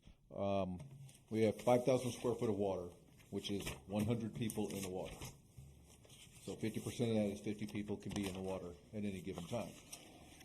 Also, you have the deck area, which is roughly 12,500 square foot of deck area minus the 5,000 square foot of pool, leaves you with 7,500, which is 250 people inside on the deck area also. So 50% of that's 125. So we could have 125 people inside the deck area and 50 people in the water at any given time. So excluding like 4th of July and these other holidays, We don't get close to you don't get close to that. No, sir. Okay. I want to propose that we do a compromise with the swim team. I know that they're not set on what they're going to do this year. I think they want to do something, but I want the residents to be able to use the pool while swim team is practicing. When we come to citizen participation in this item, just let me know because we have quite a few people that weighed in on this topic, residents. Okay. So. So that would mean that we would be opening, I would like to propose that we open the pool in June at either 9 in the morning or 10 in the morning. And looking at the Aquatica page 35, there's like 180 staff hours that we're not going to use this month because those days already passed and they weren't open, and that is included in the price that we were given. So I am proposing that we compromise with the swim team and give them 4 lanes to practice in, and we have the other 2 lanes of the pool open for either lap swimmers or other swimmers, and then there have the beach access part of the pool and the baby pool, and let residents use that while the swim team is practicing. What time is the pool open now? 12 during June. Right now, it's set to open at 12 because the swim team had it in the morning. So are you also, what is your proposal for the 2 weekends before June? As they are on the schedule. They were asking me last week, I made it, Did made you a say 10 decision o'clock? for them. Did you say 10 o'clock? I told them that we're going to do the pool from 10 o'clock till 8 or 9. You know, I actually hadn't even looked at those last days in May. But If you allow the swim team and residents, then you are going to push that maximum level. That's In the something morning. y'all have to decide. My suggestion would be you give the swim team a specific number of people they are allowed to have in the water. That's it. If they commit to it. If there is going to be we don't my know. wife's a lifeguard. She's a official, at the summer swim leagues, and there's supposed to be 4 meets a year. Plus, you have your finals in July. We know everything's going to be messed up, but there's been a lot of cancellations. Mhm. All right, other teams are not going to be swimming this year, so we don't really know if they have confirmed swim events yet. right, and I've been Okay. told that they're not going to do the competitions too. So I do believe in this, but I would like to look at these hours that we have gone and passed already and use them not only for swim team, but maybe use some of these hours to extend the nighttime use of the pool for residents, adult who are, instead of closing at 9 o'clock, maybe we close at 10 o'clock and use those hours to extend it. And I'm sorry, these college kids might not be able to get out earlier than they might want to, but let's use the hours and extend the hours of the pool for the adult residents. Okay, if they want to do something without kids hopping around. Is there a limit on Aquatica's lifeguard as far as like what time they? I mean, is that in their contract? Is saying that we don't work past 8 o'clock or whatever. We're working on the details of the contract as we speak, but I think we have a lot of people at home that are not at their normal work and they're not doing their normal thing. And if we can help residents embrace that, I think it's a good value for I mean, I'm in couple favor lifeguards of maybe even, I would I know be the in pool favor of opens at that. noon right now, but maybe open it at 11 or 10:30 or something, and then and let it be open longer, and then tell the swim team, hey, look, you can have your practice, but you got to be out of there by 10:30 or 11.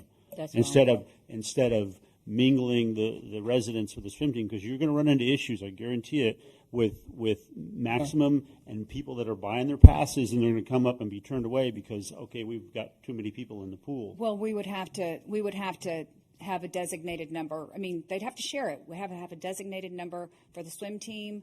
And why do they have to share it if you can adjust the time where the swim team's out 8 to before 10? the pool because opens? residents want to get in there before. Well, they're not. They haven't been 11. getting in there before noon now. I know, and don't you hear complaints? Complaining about. Okay, they want to get their little toddlers in Well, there. give them with an the kiddie hour. Pool, I mean, or give them an Right. hour and a half or something like that. The problem is the residents are complaining that they're coming with, they've got 2 kids that are on the swim team and they got a toddler that's not. And they want to be able to get the toddler and let them in and play in the baby pool while their other kids are practicing. And right now, it's swim team only. And I understand that gotcha. because if we have anybody that's not swim team in the pool, we have to pay for lifeguards. See, and I like Scott's idea where the swim team, I'm just throwing these times out, is from 7 in the morning till 9 in the morning, and then that gives the lifeguards time to clean or do whatever this virus is causing everyone to do, and then at 10 o'clock the pool opens, or at 11 o'clock the pool opens. But I think the swim team should have it by themselves, but not at the cost of the residents. I think the residents should be able to come in earlier and enjoy the pool. If they come in by 10 or 10:30, that's an extra 2 hours that they're Yeah. getting. And again, when you run into the issue of maximum occupancy, and that's probably going to change. It's probably going to go up again. Change We in a don't know couple that. weeks. But Yeah. the problem is, if you have residents that are buying their season pass and they get turned away, who makes that decision? I mean, if I'm a paying resident and I get up there and there's a swim team and there's all these residents and there's a waiting list of 10 people to get in the pool and I've already paid for my pass, I'm going to be pretty ticked off. Well, I would like to get it open at least by 10 for the general public. Yes. And I'd like to take these extra hours that we have here that's part of this contract, and like I said, maybe it's Friday and Saturday that we stay open an extra hour later to eat up some of these hours. And we do Well, Mike, have, I think we did that last summer on There- Friday and Saturday. We stayed open till 9 or Yeah, something. I mean, I don't have any. But at 8:45, the whistle's blowing. Okay, and if you're sitting there having a great time, I would like to, you're out of there at 10 o'clock. All right. Maybe it's adult time or something. I don't know, but let's use the hours and get as many. I think people as possible. I think we just stretch the opening times from say 10 or 10:30 in the morning till 10 o'clock at night. I mean, whatever, Well, 9:30. if we do, okay, so if you look at the June calendar, if this is what I added was theoretically if we were opening at 9, okay, and it would add 192 man hours. So if you push it to 10 instead of 9 and just push it an hour out later, we're only paying a couple $100 more because we're saving 180 man hours in May already.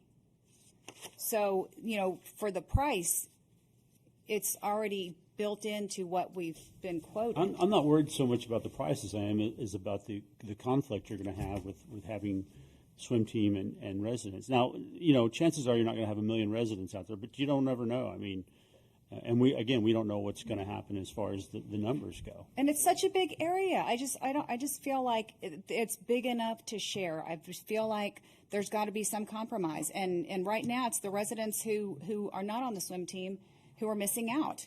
And Yeah, but if I we heard open it- at I 10 heard it o'clock, last- that's 2 extra hours that they get. Right. That's fine. I'm good with that. but then that means that the swim team would have to be either 8 o'clock in the water. You know, I mean, it's my wife was a swim coach for Summerfield, and it was we had early practices. 7 o'clock. 7 o'clock. You know, and My they're daughter out by swims 10. on the swim team. She's in the They're out water by- at 7 o'clock. right, and so you get out, and then the residents have it at 10 o'clock. You know, well, The swim team I didn't would take lifeguards, I don't think, so that They- does not cost us anything. right. Right. There's no right. lifeguards for when there's swim teams. There is there. Right. there would be Right. if you shared. If you share, that's right. Right. That's exactly right. Right. So if you share it, then you got to have lifeguards there from 7 in the morning or whatever time you want to open till whenever. Well, That no, complicates your toddler with the kids example. But yes. was not I think my we're all- Toddlers can go to the splash pad. I mean, there's always a way to fix Apologize. things. I apologize. It was Is that Kelly. your It was idea? Kelly. Okay. Okay. So Okay. do we Thank you. agree that we can open the pool at 10 in the morning for the general public? And I would like Friday and Saturday, 10 o'clock at night, close. And they can blow the whistle at 9:45, And Aquatics is okay with that, you think? We're going to have to find out. Yeah, whatever we discuss. During the week, Chris, what time would they close? I don't know. So I got one other question. So don't know. what are y'all, Let's see. hypothetically, 9 o'clock. you've got 60 people show up to go swimming at 10 o'clock in the morning. 8 o'clock. Till Mm-hmm. Who gets kicked out?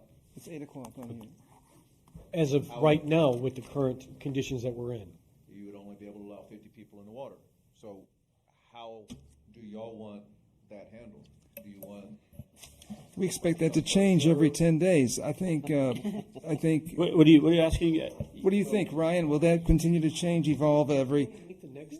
The next phase That's coming in. was in about 10 days. The 28th or Well, actually, the 26th. new order expires on June 3rd. And so he's expecting the phases to kind of, Follow that. but the aspect is you can open and close it. It's your pool. You can open and close it whenever you want. You just need to be able to set the schedule. Who goes in at what points, and if you're going to put any restrictions on numbers. Well, the swim team can just stay 10 on the deck. Get 50 in the water, 10 on deck, and they can swap out themselves. Yeah. Yeah, and the swim team aspect, Well, you make it exclusive. Yeah. So swim team from 8 until 10. Yeah, you have peewees, right, minnows. Your maximum occupancy at that point is geared towards whatever the maximum occupancy is, and it's either a first come first serve, or if you're going in and out of the water, they have to manage the swap out themselves. And then if 10 o'clock, you open it up to the residents and say whatever schedule you want. The maximum occupancy is what controls, and it controls now just like it would if it was a non-COVID time period, and you had a maximum occupancy of 100 people. If they had. First come, first serve, and then when somebody leaves, you swap out. You're right. If they had 4 swimmers in each lane at one time racing, that would be 24 swimmers. And then they get out of the pool, and another 4 sets of swimmers go in. So it's really unlikely that they would exceed the capacity limit if they used all the lanes at one time. So I don't. Yeah, think- I've never seen that many. I mean, at any given time when there's swim practice, there's never Yeah. more than maybe 50 2 or or 3. 60 kids total, Uh-huh. plus the They coaches. don't all practice at the same time. Right. But even that's still not even capacity. In the water, they just wouldn't. Yeah. That'd be Kelly. hypothetically, Kelly. just a regular swim day, you have 60 residents that come down there and want to go swimming. Well, they come in when it opens to residents. Okay, but But who enforces the? who enforces the 50% right now? The lifeguard. I got it. Okay. The lifeguards are not going Yeah. to do it. That's in the contract. Yeah, and they're not Says- cleaning or says- anything else either. Yeah. That's not their, and that's specifically and spelled we can't out. expect. They said they're not going to kick people out, and I don't Right. blame them. That shouldn't be the kid's job to do that.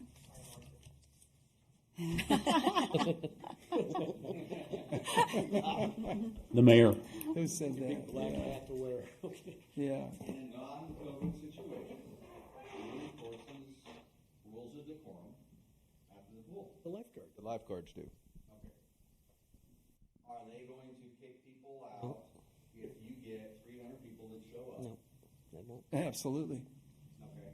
Yes, They will wouldn't let say- them in. Oh, they They would. would. Let him That in. wouldn't happen. They wouldn't let them in. Decorum, Pandemic. the pandemic issue, the thing is, they still have to, as lifeguards, there are certain restrictions they have to follow. And if the number of people gets in there, they technically have to tell people to leave. Right. They hit a certain safety. A challenge comes from having a group allowed on the patio and a group in the pool.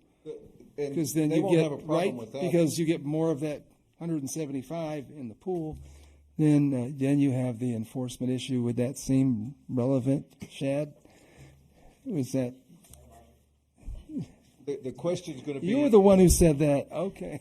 The question's going to be is, how do you want them to determine who's allowed in and who's not allowed in? As far as, First come, first serve, or is it?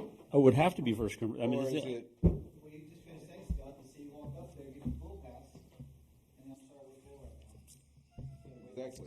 Once we're at 100, well, if that's the way you're going to do it, I mean, you have no 175, choice. yeah. Or do you do a rotation of, okay, y'all can, you're in here at 10 o'clock, we blow the whistle, everybody out of the pool, new batch comes in. Well, that's what Well, I was going that's to share. My son is in Dallas, and they just joined a private pool, and they can. I think they have 40 people that can go in their pool. He did not talk about who can stay on deck or whatever, but they sign when you get there. It's first come, first serve, and you swim for an hour and 45 minutes, and they blow the whistle. You get out, and the lifeguards clean for 15 minutes. I don't know exactly what they do, but they clean for 15 minutes. Then. Now, if no one's there in line to get in at the next two-hour increment, you just go right back in. If there are 40 people, then you don't get to go back in. But he said they've gone a few times this week, and they've had no problem. They cannot take in, they've shut down the water fountains, so you have to take in your own water bottles, no glass. They've set up a lot of different things like this, but that's how they're doing it. Is 2 hours, and the thing I mean, Debbie said was kind of honestly, like the same thing. just being That down at the paper you pool, sent. I mean, I've been down there, on any given Saturday, and there's been quite a few people, but I really don't see it. It might be an issue initially because people just want to get out, but I don't think it's going to be a long-term problem. I agree, But I mean, it might have to be one of those cross that bridge when you get to it because you don't know what's going to happen. You may get a rush of 500 people down there. You may get 20 right, people but down I there. need guidelines from y'all about how y'all want me to handle it. Well, I don't think college age kids or high school kid bringing lifeguards are there to enforce laws. That's not their job. Their job is to protect the people in the water, I'm and that's bringing my it. staff down there this weekend just because this is the first weekend we're going to be open, and I don't want the lifeguards getting slammed. Right. So we're going to have people there or available to deal with any problems, but we still need some guidelines on how y'all want it handled. Can they, when they check them in, can they write a time when they're in there, and then after, if there's people waiting after 2 hours, they say, okay, you came here 2 hours ago, scoot along So then for a while. they don't need a logbook anymore, right? They don't do a logbook? No. You get wrist bracelets. If you got a They would have bracelet, had you to go go in. find them, too. I mean, there's a couple other things. I mean, I like Delane's idea, and a lot of pools do that. Mm-hmm. It gives the lifeguards a chance to Small do pools. any kind of maintenance. Okay, guys, time out. And once you set the precedent set, after a couple days, people are used to it. Okay, we got to leave the pool for a few minutes. Oh, you're going to have people that complain no matter what we do. And the other, You're not going to get away from that. the other question I want, and I need y'all to work on and come up with a decision on Yes, is Ryan. we have numerous young children in the water who can't swim. And I've got 2 lifeguards trying to watch these kids. A lot of pools do a requirement where you have to prove that you can swim or you have to stay within Yes. 10 I don't feet know. of I the think bank. that's a question for Ryan.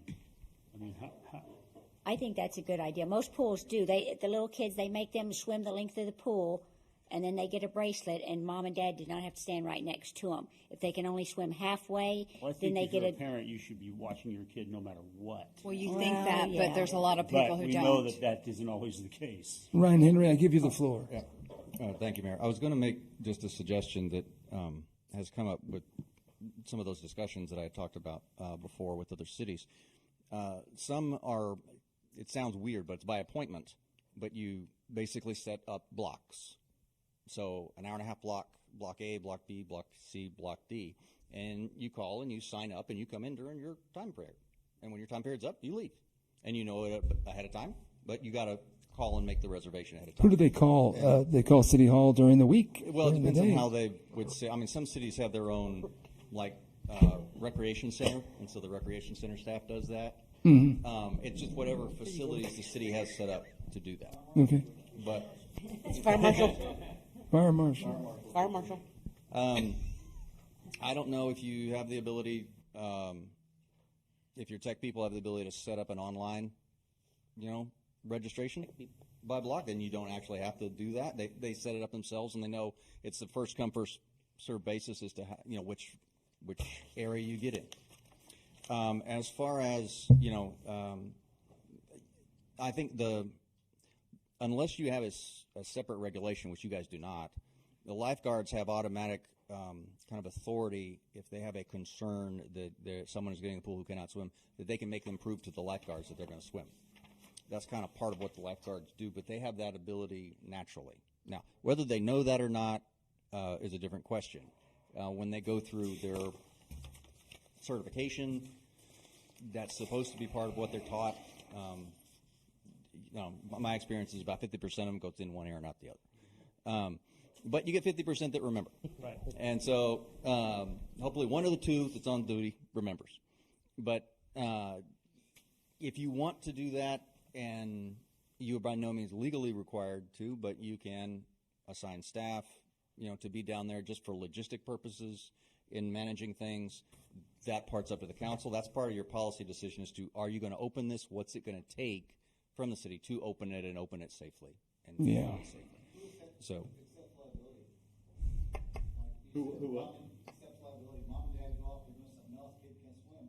Does the city assume liability if something happens to that? That is one of those situations where, depending on exactly what happens, will depend on liability. There are situations where the city would have a liability aspect, but that's normal with the pool, period.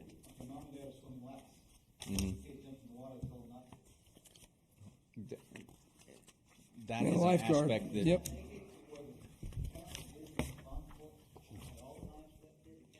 The law already places a certain responsibility on them. We can't actually supersede what has already been placed on them. Ryan? Makes sense. Yes, sir. Correct me if I'm wrong, but if we were to have a private swim club, and I believe we talked about this before, it is not a city function. However, we would be liable for it. Now, having a city function like open hours, the pool's open, it's a public function by the town of Hollywood Park. I thought the liability has decreased immensely. It has. Okay. You have your. If a child accidentally, yes, hits his head at the bottom of the pool or something. As a governmental Right. function in that capacity, there are statutory limitations on damages and claims and things like that that makes it more affordable and more realistic for a city such as Hollywood Park to have a pool and let the citizens use it. But those kick in when you are performing it as a city. And so as a city, which that's all the discussion I've been hearing tonight, this is the city's hours for the pool that you're managing in that way. What we had previously discussed about what those protections are in place. So can we make a pool rule? I think it's called the 25-10 rule, where if they can't swim the 25 meters of Absolutely. the pool, then they have to be within 10 feet of their parent. Absolutely, you can do that. Okay, so how do we do that? Can we do it tonight, or do we just No, say we just want a new make a pool motion that you rule? want that as part of the policies. The way your system is set up now, you don't have like Who does the test and then, who a records the formal information? aspect. It's just the city. It's really Kelly Public Works is the one that's ultimately responsible for logistics out there. Okay. And so he would be the one, not necessarily that he's doing it, but he delegates exactly how that is to be done. But he follows your policy and your guidelines. And if that's the policy you want, you just make a motion that be the policy out there, and you vote on it. And that's, we don't need to write it down, but if you make the motion, I can bring back some language that ratifies it next time, but it would be in place immediately. So that way, if the lifeguard notices this kid can't swim and mom is over here, then she can bring the mom over and say, we have a rule that the kid has to be able to swim the length of the pool in Yes. order for you to be away. If the Yeah. lifeguard knew that that person was connected to that child, yes. Right, okay. Absolutely. Yeah, I think that's important. Yeah. That's exactly what I'm looking for. Yeah. We post, I can make a sign and post it. Okay. At the gate, people come in, 2510. And they don't have to necessarily go take the test, you know, but if it's obvious that the kid is flailing around and doesn't know how to swim and shouldn't be in there. An implied I would- performance. Yes. I would recommend that the motion really be just that you implement the 2510 rule, and then that actually, since it's not more specific, that actually gives Kelly the ability to be flexible and adjust in implementing it and how the lifeguards would implement it at the center or at Okay. the pool. So that would take immediate effect. Yeah, if you voted on tonight, it'd take immediate effect. Can we do that? Good idea. Yeah, I mean it's posted on the agenda that you're discussing exactly how to do this. Yep. This is Let's do it. clearly falls within the agenda item posting, so it would be you make a motion to impose a 2510 rule at the pool. Okay, I'm gonna You okay, just say make that motion. Okay, say so moved, and then a second. So moved. Second. And the motion is That we are imposing a 25-10 rule at the pool. in the 10 to 10, but through the days of the Well, week. this is and that's not part of this motion. Her motion is just this Oh. rule, and then This is just this one little. yeah. So Okay. you can have Piece. multiple motions. on this adding a item thing number you 2. have to do it. Yeah. Okay, this is raised in procedures. I got you. Yeah. Okay. So this All in is just favor? for- yeah, okay, go ahead, Mayor. Sorry. Aye. Do you have I'll a second second? All in favor? Aye. Motion carries. That's imposed. The other thing that the pool in Dallas had implemented, that it's for members only. And I realize if, like in my family, if I bought a membership for 6, I don't have 6 kids or whatever. So yes, so I could bring 6 people. But like before, when they've had little birthday parties and they'd pay for 3 or 4 other people to come, they could not do that in Dallas pool. It's just they could bring 6 people, and you're not going to, take blood type to see if they're all family related or something. But that's something else to look at. And in what I'm expecting this summer might not happen at all. I'm expecting people not to be vacationing, so I think maybe our attendance at the pool will be more. And I could be way off with that. I don't know when people are going to feel safe to get on planes and everything. I agree with you that while we're limited on how many we can have in the pool, that we should have them have no guests. So if I could interject, I would like, if it's under, when the limit is under 50%, then we have no guests, and once the governor raises the numbers, then we can start allowing guests. Yeah. Or set it under 75%, once it gets to 100% capacity, we can start doing something of that nature. I mean, there may be. I don't really go down there very often, but I'm told by moms that it's not very crowded. A lot of times it's not. That it's usually, on the big holidays it's slammed, but it's on a typical day. They said even the 25% capacity was not really a big deal. On a typical day, you have It's 25 rare to that 30 I've people in the seen, water.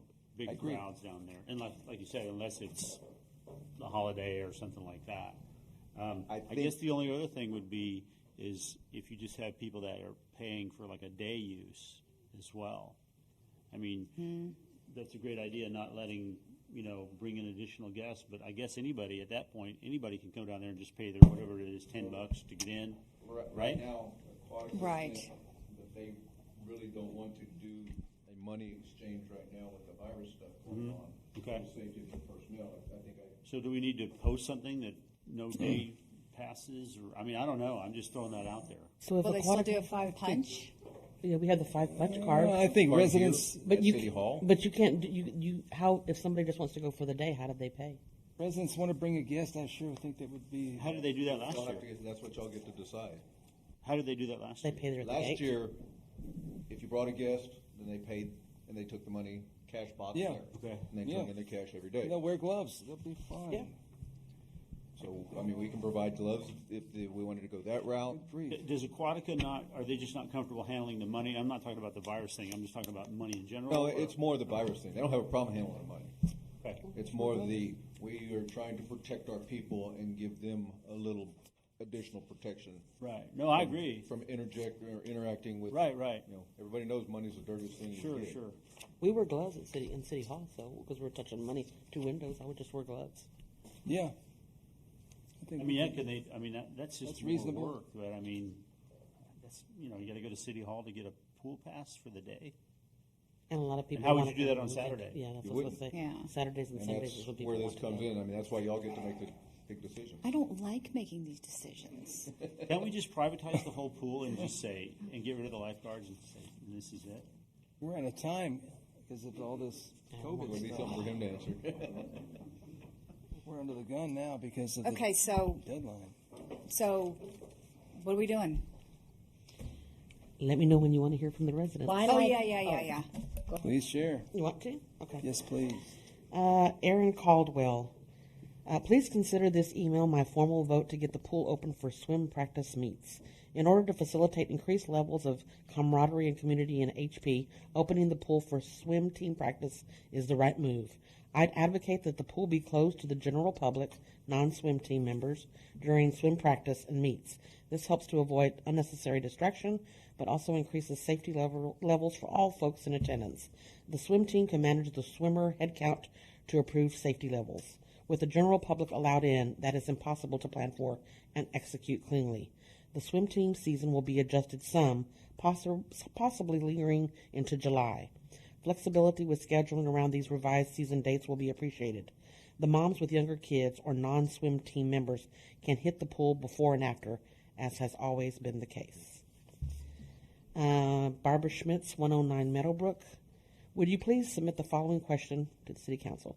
Will you open the pool for lap swimmers? If yes, what days, what time, and the cost? Rachel Gray, 114 Tall Oak. I would like to express my desire for the HP swim team to be able to practice this summer. I would prefer not to practice not while the public has access. Could we consider early or late entry into the pool before and after public hours? The evening time always seems to be empty at the pool, so maybe shutting pool down early to accommodate the swim team would be a thought. Clayton Spoolholtz. I'm sorry, no address. I'm writing to please encourage the consideration of allowing Hollywood Park to operate an abbreviated swim season with full access to the pool during times for practice. I understand you all are looking at restricting occupancy. I would understand limits to crowds and even preventative measures throughout the summer. I do, however, do not believe allowing the general public to use the pool while swim practice goes on works well for anyone. Please consider the voices of parents who desire for their kids to resume some sense of normalcy. Our kids very much benefit from the summer competition and the fellowship swim team provides. I am a former swimmer for HP myself, and we love supporting the Hollywood Park Hammerheads. Meredith Schwartz, 106 Canyon Creek. I'm thankful to see pool discussions on the agenda tonight, as we are excited to start using the pool again. I know there are many factors that come into play to make this happen, especially at a time like this. Also, I am not sure the status of the swim team this year, but I guess it most likely won't be happening this season due to how late it already is. I'd like to suggest a pool opening for residents at 9 a.m. during the month of June. I'd also like to push for this to be something that continues in future years. I think all residents should be able to use the pool in the mornings during the month of June, even when the swim team is practicing. As a mom of a young child, I would like to be able to take my kids to the baby pool or beach area entryway during the early hours of the day before it gets too hot. We have a beautiful facility that has plenty of space, and I wish all residents could use it more during the month of June. Mary and Dan Spoonholtz.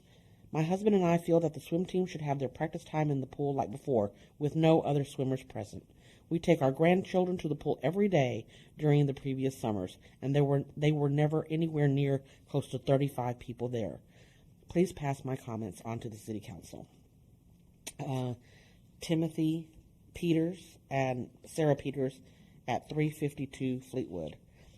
This is a long one. My wife and I would kindly ask for you to consider opening the community pool as soon as possible to the maximum extent possible, as well as facilitating Summer Swim League to the full extent possible. We are prepared to self-govern our usage of the facility through common sense practical steps such as checking temperatures, not going to the pool with any suspicious symptoms, refraining from inviting our elderly parents to the pool, and maintaining reasonable social distance. We believe residents of Hollywood Park as a whole to have similar self-governance mindsets and are comfortable coming into the community with them at the pool. The same mindset holds true for Summer Swim League. We believe the majority of families in HP teams are those who are happy to exercise reasonable common sense, self-governance, and consideration for others. Towards that end, we are comfortable coming into the community with them at the pool. Self-governance is at the root of the freedoms and liberties that we as Americans and Texans enjoy. Its effective exercise eliminates the needs for any governmental regulation of liberty, e.g. the so-called nanny state. Conversely, irresponsible actions on the part of the citizenry can justifiably invite swift and even punitive regulation. Based upon our history as a state as well as a nation, premature preemptive regulation on the basis of fear and theory versus on the basis of facts, data, erodes the public's trust in governing authorities. Towards that end, I invite you not to just maintain the trust of your HP residents, but even radically increase it. Go against the flow of fear-driven decision, making a stick-to-the-fact-based decision making such as Mitch Daniels of Purdue University, who on April 21st, at the height of paranoia, announced a fact-based plan to reopen his university in September. I encourage you to read this April 21st announcement or watch the video, both laden with facts and devoid of fear, governance that inspires hope. In this spirit of a fact versus fear approach to reopening both the pool as well as moving forward with the swim team, I offer the following draft guidelines for consideration. Reopening, enhanced sanitation. Equip the lifeguards with a pump or a sprayer of diluted bleach water solution. When they rotate their position every 20 minutes, have the lifeguards spray down all the seating in the area bathrooms proactively. When a pool visitor departs, have them spray down the seats that were used by the visitor and or their family. Enhanced spacing guidelines. Rather than removing seating or trying to prescribe distancing when you don't know the likely size of the family visiting in any given day, instead put up a clear sign that asks visitors to exercise proper social distancing when choosing a place to sit. Swim team. Under 10 years, attendance quantities. Follow the example of Sweden, who never closed schools in Switzerland. Swimmers over 10 years. Adhere to the governor's guidelines of attendance and quantities. Enhanced waiver. Have parents, coaches, and volunteers sign an advanced waiver that acknowledges the policies. Governmental nanny state preemptive fear-based regulations erodes the public trust. Our family respects the fact that you have many considerations to balance to possibly include opposite viewpoints by fellow HP citizens. We ultimately are asking God to direct your hearts to a clear, concise decision and set of guidelines on the pool and swim team for the citizens of Hollywood Park. Thank you. Okay. Yeah, apparently the lights. Last one. The lights aren't working. Taylor Samuelson, good evening. Okay. I was asked Kelly? to reach out to you about the status of opening the pool for this summer and allowing the swim team to practice. Even if they don't have meets, please consider allowing the team to hold practices. Kids need physical activity. Swimming is a lifelong sport, and summer swim league is often a child's only exposure to competitive swimming. I know that the current conditions bring uncertainty at this present time, but please do not give up hope. This is the time to increase awareness of the benefit of summer swim teams brought up in our neighborhood. If a parent does not feel comfortable, they do not need to have their children sign up. I am confident we can have a safe, healthy, and memorable swim team experience. Okay. What I heard by most of the parents were they wanted their own swim time. So I really like Councilman Bailey's suggestion. I don't know if the time needs to be from 7 to 9 o'clock or whatever. I do like the idea of the pool opening at 10 for the residents. And I think that is the easiest solution because while the swim team's there earlier, it does not cost Hollywood Park any money for lifeguards. And the swim team will be getting what they're wanting. The residents will be getting what they're wanting. They're wanting to go in the pool earlier. And I like Hal's thing being open till 10 o'clock or something on Friday, Saturday. It seems like we could make everything get their wish. Huh? I'm sorry, did I call you Mr. Quick? It was a joke. Oh. So, and I 100% agree. The only thing is, Ditto. why do they have to shut down at 9 for the 45? At 9 o'clock No, or 9:30 I mean, to like during the clean. morning, like if why can't the swim team swim from 7 to 10 and then the residents come in at 10? I mean, is there a big deal to get it ready for the residents? Well, are they supposed to clean? I mean, it's not an hour deal, it's probably about a 30-minute deal. Okay. That they have to do. I mean, Aquatica comes in, they go through the bathrooms, they go through everything to get it ready for pool opening. So they need at least 30 minutes. So if they go until 9:30. So you could do 7 to 9:30, and then. I mean, practice sometimes 2.5 hours might not even be 2.5 hour practice. Okay. Well, So- or maybe open the And when pool it at go- 11. No. We Oh, got to 10? get it open at 10. Okay. So 9:30. I mean, and if people show up a little early, they can wait, or if the swim practice goes a couple minutes long, I mean, you know. Or if it's swim practice over early, they can do their cleaning early. Right. So lifeguards better show up at 9 o'clock. Well, see, I will honestly say I've The lifeguards heard will show up at 10, right? So we're open at 10 for residents. yes, and I've And heard for a lot of residents, yes. residents complain that why is it the swim team gets the pool all this time, and then now they're talking about going into July. So it seems like we're giving the swim team their opportunity to be by themselves. I don't know what you can get done in 2 or 2.5 hours. I've never been a swimmer. It gives the residents their time to get to go early, gives the adults time to stay later on the The weekend. only other hiccup, and it's not a hiccup, is if they do have a competition, it's still, I guess the rule's still the same, because like if they have like a Saturday swim meet, Then it's not open. Well, Yeah, it they depends can't do on that, that. but it's They're been not that way gonna be for able to do years. that. Yeah, but it depends how many kids are in the. It's on only in the team, month of you June know. also. So yeah, this probably won't even happen if they don't There's- make the occupancy load higher. And the While the pool is open, competitive sporting events are not necessarily open. It depends on kind of which one it is and what it qualifies for and that sort of stuff. So, can I ask? I want to make sure that whatever Janice has for the minutes, so that Kelly has his clear instructions. What time do you want the pool to close, other than Friday and Saturday night? It's open until 8 It's the eight. other It's nights. now at Okay. 8. So, from what I heard, and you guys tell me if this is what you want to do for a motion, is that the pool would be open from 7 to 9:30 for the swim team. It was open at 10 o'clock for residents and ends at 8 o'clock, basically Sunday through Thursday. And then on Friday and Saturday nights, the 8 o'clock end date is extended to 10. well, it's Want to get already that at 9 o'clock. Okay, I mean, right. Okay. And I'd like to see, because it might not turn out that, but I also think that you could the 10 o'clock. But okay. But I also think that the community association might want to do something, and they could use the pool when the lifeguards are there. Okay, later on in that evening, that later part where it's people have gone home for dinner and stuff, and evening swim. Sure. You set the times of when it's open, and whatever people want to schedule during that time, they schedule during that time. We're still closed on Monday, right? yes, sir. Okay. I got to answer. Right, no, I know, Okay. I just want to make sure that that's So, still enforced. So that's on for June and July, and weekends in August that we're open until 10. I think as long as the pool is open. Okay. Right, well, I mean, this is technically a temporary measure at the moment. So you make the motion, and then you're going to come back to it as things change. Is Aquatica doesn't have a problem with us changing this again? Okay. I don't know. You have to ask Kelly about that. They're waiting So for our decision. Aquatica needs, they put their schedule out 2 weeks in advance. So their employees can work get their schedule straightened out. So that's why I've already made the Right. schedule for up to the end of the month, because they needed some answers. I think if we come back in June and y'all had to do an adjustment, Aquatica will adjust accordingly. I mean, they've always been more than willing to accommodate and work with us.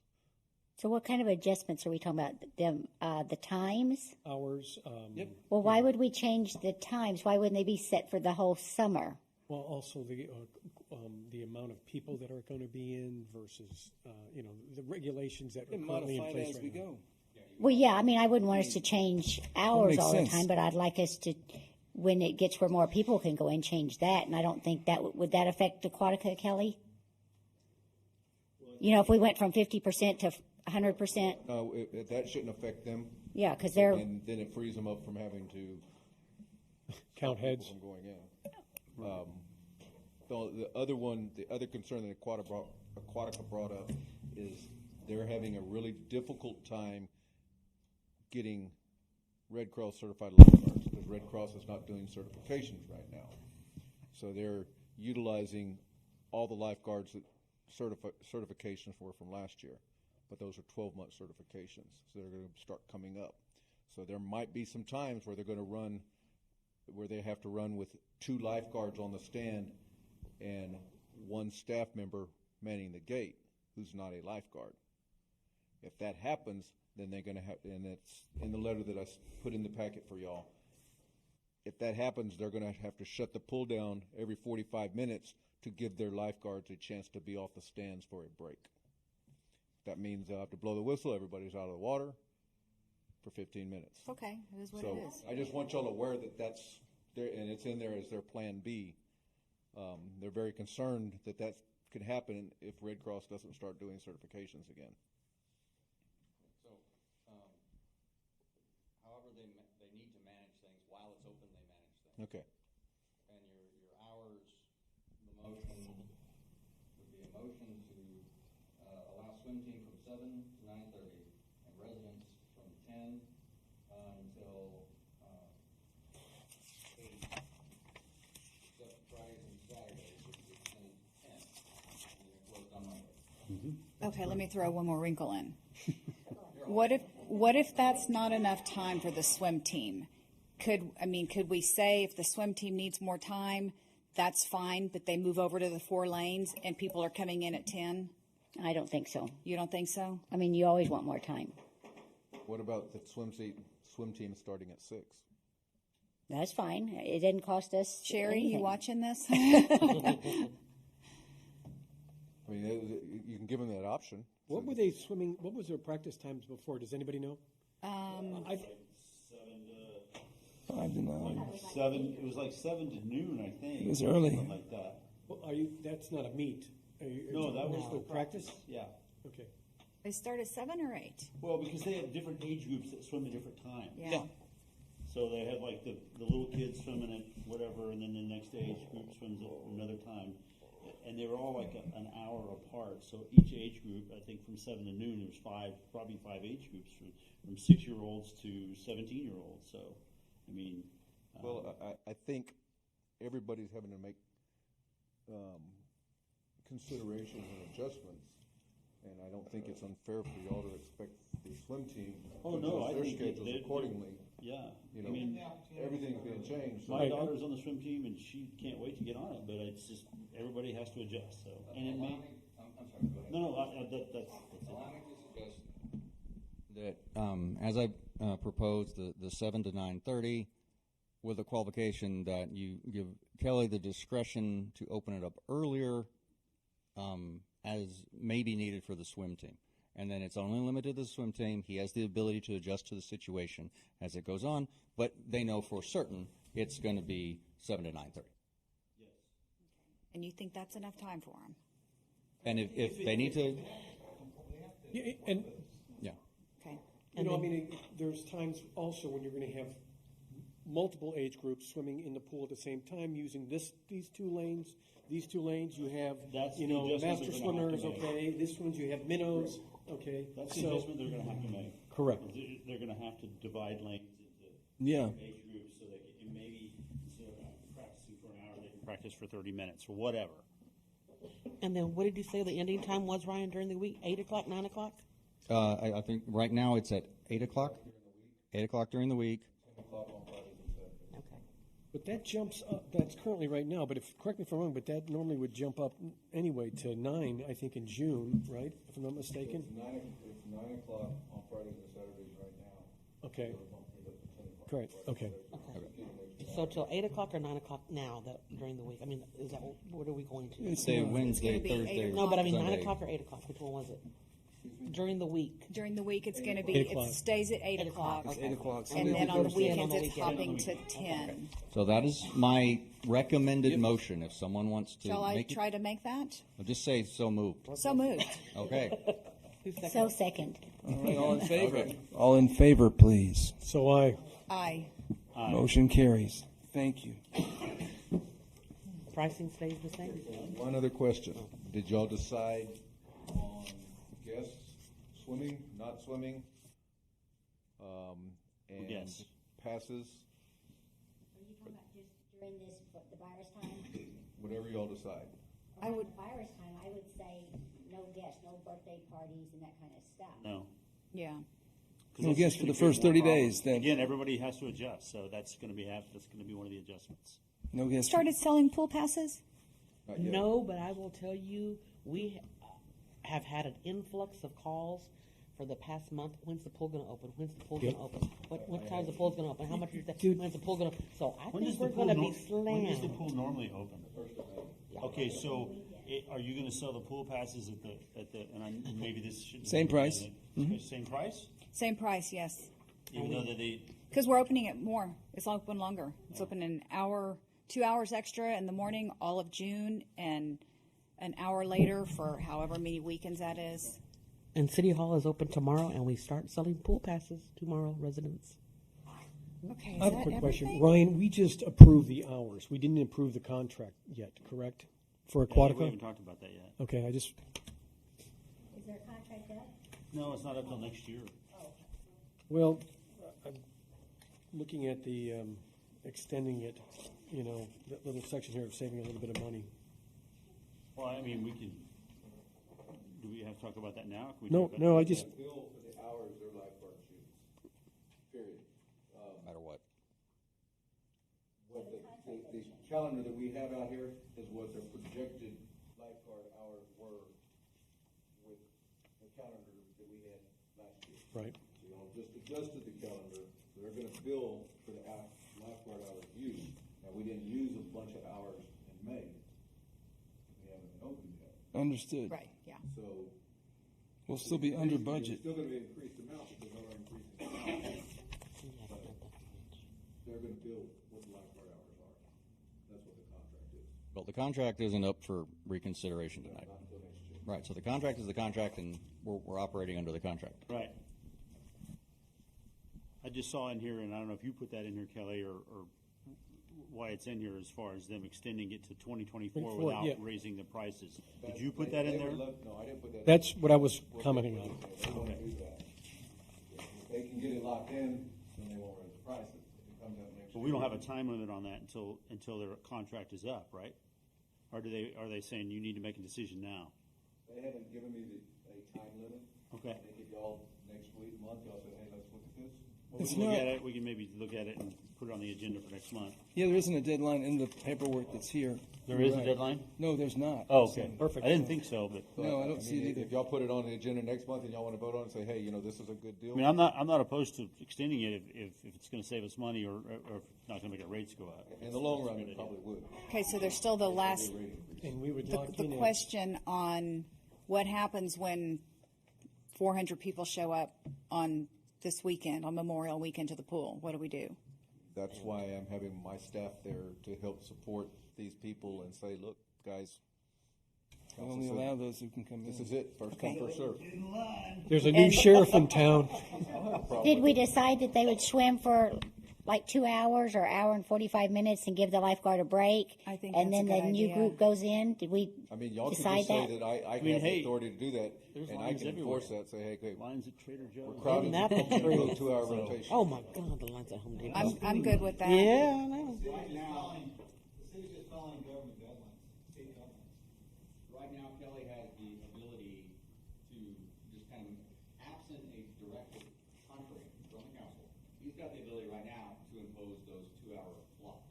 He has the ability to make adjustments as far as the general timing based on, handling the crowd. Yeah. And so I can recommend he retain that discretion until you figure out what kind of response you're getting. Right. It can Well, be on good, the honor Kelly. You take system. it all. It can be with the honor system. If y'all got my back, I don't have a problem with it. Those of you who know that they've been here for a couple hours, allow others to swim. I think you'll find a respectful, helpful element Okay. there. So, are we good? No, could I ask a question Yeah. of Kelly? I want to ask. Yeah. So you said that we're going to get billed lifeguard Give them a, yeah. lifeguard hours, even though Do that. Yeah, take us a they're go. not Yeah, there. Yeah. Just one of your No, little. no. Only the hours Absolutely that lifeguards can. are there. Okay. That's what we're building. Because you said they're going to bill for the May stuff on the contract, Not and everybody will. and But at that's least- what I understood you to say to begin with. Yeah. Contract doesn't have a specific amount of hours. Yeah, it does. 2967 or whatever it is. The It contract implies has a- it. It What implies it. what they've always done is they bill us for the hours. Okay. The contract says 2967, which is fine. They have these ones here. Now, from what you said earlier, I thought you said that we're going to get a bill in May for the lifeguards. That with the work, whatever hours we're on here is what we're going to get a bill for. No, because No, we get they billed haven't. for the hours. All right. If they bill us, then they give us a refund at the end of the year. All right. They've always done that. Kelly, Mr. Bailey, Councilman Bailey had a good idea. If you want to do your wording however you want to about who is allowed in the pool, whatever, if you'll give it to me, I'll blast it out to the residents Yeah, beforehand. me and you are gonna get me and So you we get can together before. tomorrow, and Yeah. we're gonna finalize and get this put out. Don't call me on Memorial Day. I ain't going down there. I'm afraid. So will the pool be Call the open? fire marshal. Yeah. Will the pool be open on Friday? No, we're not opening until Saturday. Saturday. Okay. I can't get lifeguards until Saturday. Okay. So we're gonna be open Saturday, Sunday, and Monday. Okay. Even though normally we're closed on Monday, that's a holiday. Okay. So I always rotate, and we'll be closed Tuesday for maintenance. Okay. Lots Okay, of moving on. people interested in that. Okay. All right. Item number 3 was to discuss possible action on considering mayor's movie night events this summer and fall. And we haven't had them this year to date. To kind of my goal was to either save that money or not use that money, but until we had a better handle on this COVID-19 issue. I think people would appreciate an opportunity to see a movie with their families, and I think I've noticed in some city parks around the country the park management is drawing like chalk circles, and that people can stay within to keep them separated from others. But I didn't know if you thought, it's about $1,100 is our cost for the rights to a first-run recent film that people here can watch. And if you were interested in trying to offer this to residents, then I thought we should consider it either as something that they could watch in Triangle Park, or they could drive up in cars and see in a parking lot, say at Voight Center or something. But I didn't know if there's any interest in trying to extend this kind of an offer to our residents this summer. Doesn't EDC pay for that? Yes, They do. They Yeah, do. so it really wouldn't cost the city. No, this Yeah. doesn't cost And I taxpayers. think it's a great idea. I think so too at Triangle Park because Okay. people can Just social like distance. it always has been. Yeah, you I put mean, your blanket down and families cluster and. Just trying to separate people if we still in that sort of a mode. If I think that's a good idea. I think I don't think drawing circles is going to be the answer. But I mean, I just think let people. how do we do it? Yeah, People police just- they themselves. We're all adults. We know how far we're supposed to be from each other Yeah. by now. to figure out what 25% of the capacity of Triangle Park is, and we'll, Yeah. yeah.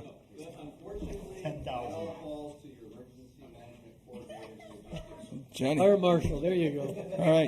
All right, we'll move forward in trying to do that. And Janice, I'll work with you guys on movie selections. And I'm thinking maybe you don't have concessions. Is that right at those? if People we have bring- food trucks, if people anything, bring food their trucks own may popcorn come. or something. Well, the current regulations are going to restrict what you can bring. Yeah, we've had food trucks come, but there hasn't been a steady or a heavy enough use to for them. But they might be anxious for an opportunity to have some people to serve. Mm-hmm. Oh, since this, okay, that's new. No potatoes. I You don't can think have he meant the meat, but no bun. that kind of meat. Meat but no potato. Okay. One was not intended. Okay. Gotcha. All right, working within the revised guidelines, we'll move forward on that and get the word out. They discussed take possible action on relocating our tornado siren to the unused broadcast tower on Route Amata to improve reception by residents, because it's been a few years since we've had an opportunity to try that siren out. And because it's stationed at the furthest point to the east in our town, a lot of people weren't able to hear it. So a couple of variables are in play. I think a lot of people have phone apps that will alert them to tornadoes, but there's also an opportunity we could move it back to where we had utilized the broadcast tower on the Saws property on Route Amata. And I do have one citizen comment on that also, Mayor. Please. When you're ready. Ready? Please. Okay. Ben Henderson, 213 Canada Verde. When recent storms swept across our community and the tornado alert was sounded, I happened to be outside with my wife, and one of us heard the siren, but the other did not. The sound is faint. When considering the proposal to relocate the siren, please also give consideration to utilizing new technology such as a weather app or text alert apps that would alert any cell phone user of an impending emergency. Citizens have these apps now for Amber Alerts and Silver Alerts, and they function very well. Tornado sirens are somewhat a relic of the past. They primarily alert individuals who are near the siren or outdoors at some distance from the siren, but are not useful for persons who live further away and happen to be indoors, or persons who forget to wear their hearing aids, like my wife did that day. An electronic alert to mobile phones, and we all have one now, might be a more productive tool to warn citizens of danger, and could even display a text message of the type of danger that is approaching. Thank you. Respectfully submitted, Ben Henderson. Thank I you, think Ben. that's an awesome idea. Ben had? Yeah. Oh, I like it too. That's how I found out about it. I have an app, the weather app, and it I think, told me there was. I mean, and I don't know if there's a way that you can, get people to use that or whatever we can do in Hollywood Park, but a tornado siren, I mean, it is antiquated technology, and putting it on the tower on property that we don't own, right? No, we used to have it. That tower was there, even though it was property we had ceded to, at the time, Bear Met, and then to Saws, was for our use by the former fire chief, police chief. Yeah, that property had the radio tower for Yes. Channel 2 for the police department. That's how they So if we talk. if we pay to move a siren up there, and then Saws decides they want to sell that land, then what happens to that tower and that siren? And Saws is supposedly going to cede that property to us at some point, but it was just an idea. It's the highest geographic point in the town. Right. So I thought it would be a way to use the siren and make better use of it if it was possible, and So I have be a some good scout maps of project. different locations of city-owned property. I mean, are you even interested in looking at them, or is there something we don't want to I do? still think the idea, the cell phone idea, is probably the best. But how Yeah. do we do that though? I mean, I know it's done by AT&T, Verizon, T-Mobile. They already do that. But that day last week, none of us got notified on our How many phone. of you here did get a notification? Did Oscar? Did you? I didn't hear the siren. I didn't. On my weather app.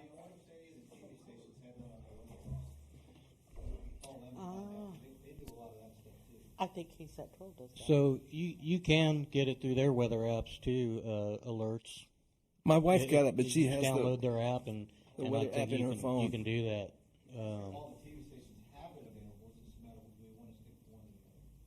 See, on my weather app, it's telling me that a dam failed in central Michigan, and they're doing evacuations. Damn failed. How horrible.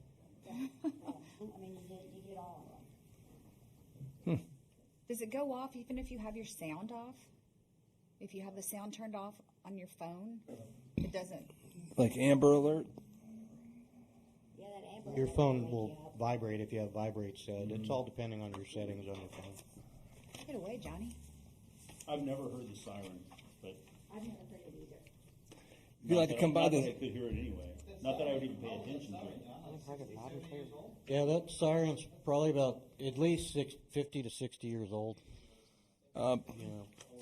They do have newer sirens, and that's what I was going to show you here. Well, let's see I what think, you have. yeah, I think Mr. Travis used it at the Alamo. It didn't help. It was a little too late. There was no tornado. It didn't. So there was no this is a picture of our actual siren out front. Took a Say, picture "Hell, of what it, we stuck got?" it up here. This is awesome. a Federal Signal Model 5, Yes. and I cannot find a lot of information on this siren. That implies that there were 4 before it. This is the one we the have. one that's there right now. Yeah, there were actually 4 This is made our- before it. This is our current civil alert siren. I don't know what year it was put in. I cannot find any literature on it. If I look up online, there's not a whole lot of information. What I estimated was about 3,000 foot radius for this All of siren you. based on decibel. I did get in contact with a gentleman named Nicholas Stutter, and he's the director of National Museum of Civil Defense in Schertz. And he seems to think that it's more closer to 2,000 square feet than 3,000. You want to buy it and put it in his museum? I think we Well, got I something. don't know. And actually, he's going to come visit our station because he wants to come look at it, and we're going to discuss Field it. But trip. I'll be meeting with him again. Field trip. So originally, the siren was put in to alert volunteer firefighters to come to the station if we had a call. That was the original intent of the siren. Yeah. And then we didn't have homes on the north portion Before of town. cell phones. It was good for what it was used for. At that time, it covered the area where there were homes. After that, it was repurposed as a tornado warning device. The fire department got two-way radios and pagers, and when the electronics came into play, it became a tornado warning device. So what you're looking at here, the green area is obviously the town of Hollywood Park. That's the area that we would like to see covered if we were to do this. The blue one is our existing siren. So this is based off of my 3,000-foot radius estimate. So it could be a little bit smaller, but I will say, you heard it at your house, correct, Mayor? Yes, I did. So, right at the tip, just past. I'm right at the that's very- Donella. Yep. So At the I'm cusp. thinking that was probably a good guesstimate because Yeah. he was able to hear it on Donella. Loud and clear. Most of the people who can't hear it are outside that blue circle. So for all practical purpose, that's probably pretty accurate for the radius of our siren right now. Did you hear it inside your house? Or were you I was outside my Oh, house. Okay, so if you're in your house, there's no way you would hear it. I don't think so. Even with my left ear or my right ear. Yeah. On the other side of 21, where Danilo comes in that little subdivision, he said he heard it in his house. Yeah, it works well. What's the siren going off for? It works well on the other side of the highway. Can we get them to The call? downhill side. It works, it echoes through the tunnels. So Right. this one here, Well, that's where you should put it, is in the tunnels. In the tunnels. And just, when Yeah. they're big, just Clear them fire out. it off. Just use it. this one here is actually the straight line Monday to the morning. Voight Center, and it shows elevation. So where the red arrow is, you can see that there's a 104-foot elevation increase between where our siren is now and the Voight Center. So not only are you dealing with the ambient noise or wind direction, you're also dealing with elevation when trying to get the sound to carry out through the park. Well, and that sound is probably too calibrated on a flat with no trees. Sure. So on flat After the land, tornado. on a calm day, you're going to hear it further Yeah. away than if you're trying to hear it over a hill on a rainy day with thunder and lightning. Couldn't hear the tornado because of the thunder. Toto. Right. That's why all that sound is going east. So, and last week that was the path was from Bernie southeast this way, and we were right on the southern edge of it. But it did flash across the TV. That's how I found out that we were actually under a warning. Was it? I didn't get it on my phone. I think when you But called the me, TV yeah, it got Did upgraded. mention Comal, Bulverde. They said Hollywood Park, and that's when I decided to go ahead and set off the alert. This one here, same thing as last slide, except this is from between here and Voight, and there's still an elevation that you have to deal with. So not only is this siren not good enough to cover our city, you're dealing with elevation as well. So this right here is a estimate that I got from Storm Sirens back in 2017. February of 17 was the last time I set off the siren. And it was the same thing. We had people on Nextdoor, I heard it, and other people, I can't hear it, why can't I hear it? So it seemed like there were more people, well, let's put it this way. Everyone in Hollywood Park couldn't hear it, but everyone across the highway was like, hey, I heard it. So I got some information, presented it to the mayor at the time, and asked him, to put on the agenda or get back with me for more information, and I never heard back, so it kind of died right there. So now that we set it off again 3 years later, the same issues have come up again, so we were able to get it on the agenda and present it. So this siren is the newer sirens. It's a higher decibel. It's omnidirectional, meaning you're going to hear it in all directions. It's just got a bigger motor, more decibels. The range is 5,000 foot radius. It does have battery backups. Has a magnetic starter. It's an up to date siren. So these, I mean, it's not that they're completely outdated. They are being sold and installed. It's just not the most updated technology. I like the place that's sold by in Norman, Oklahoma, where these are probably Yeah. Very popular. Very popular. Yeah. So this right here would be that siren. Now, in your packet, you have two different sirens. This is the bigger one, the 5,000. I didn't even put a circle up for the smaller one because that's pointless. This one right here would cover the entire town of Hollywood Park if we were to put it at the water tower site. The only thing we would be lacking would be that southeast corner where Taco Cabana is, Galleria Oaks. But if we were to keep our current siren, we would have the entire city covered.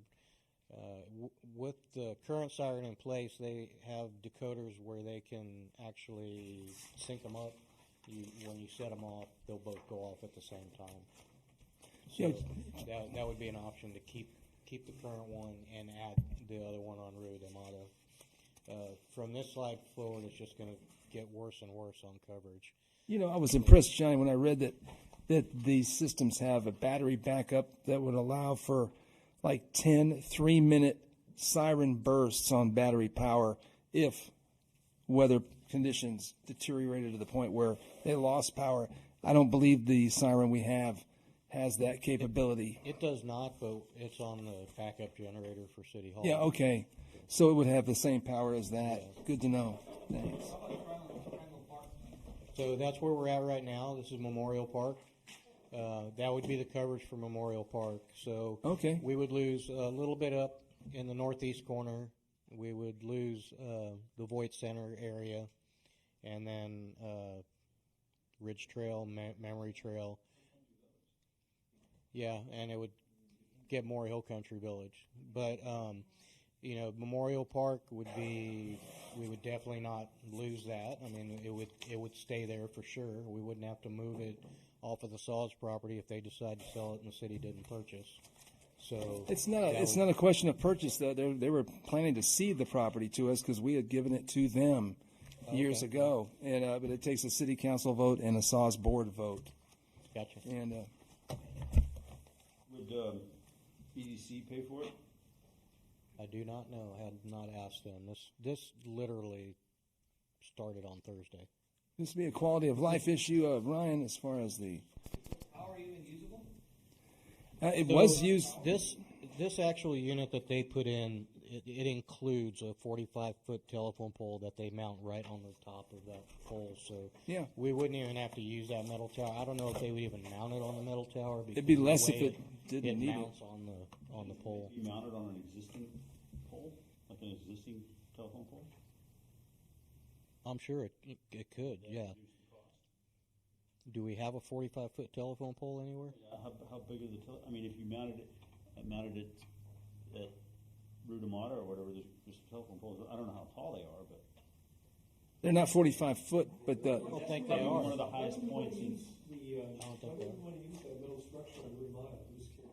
I'm just talking about a telephone pole, an existing telephone. I'm not saying I wouldn't want to use it. All I'm saying is I don't know if they'll be able to mount it on that metal tower. Because at some point, if it has to come down or whatever, Sure.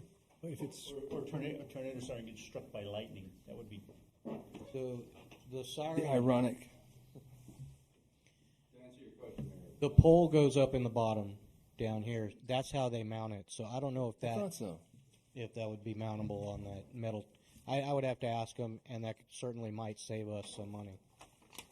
Johnny, do you know if most of the other small towns have these, or like San Antonio, do they have one? So according to Nicholas, we're the last known civil defense no one siren has them in San Antonio. Nobody has one. We're the last known. No one has one. in No. the city of San Antonio. There's your answer. Yeah. No one has one. The Hill Country, Encino Park, Bulverde, nobody. Yeah. We should consider if we spend that kind of money, spend it on a texting or alert system, the technology we can grow with, as opposed to not using that.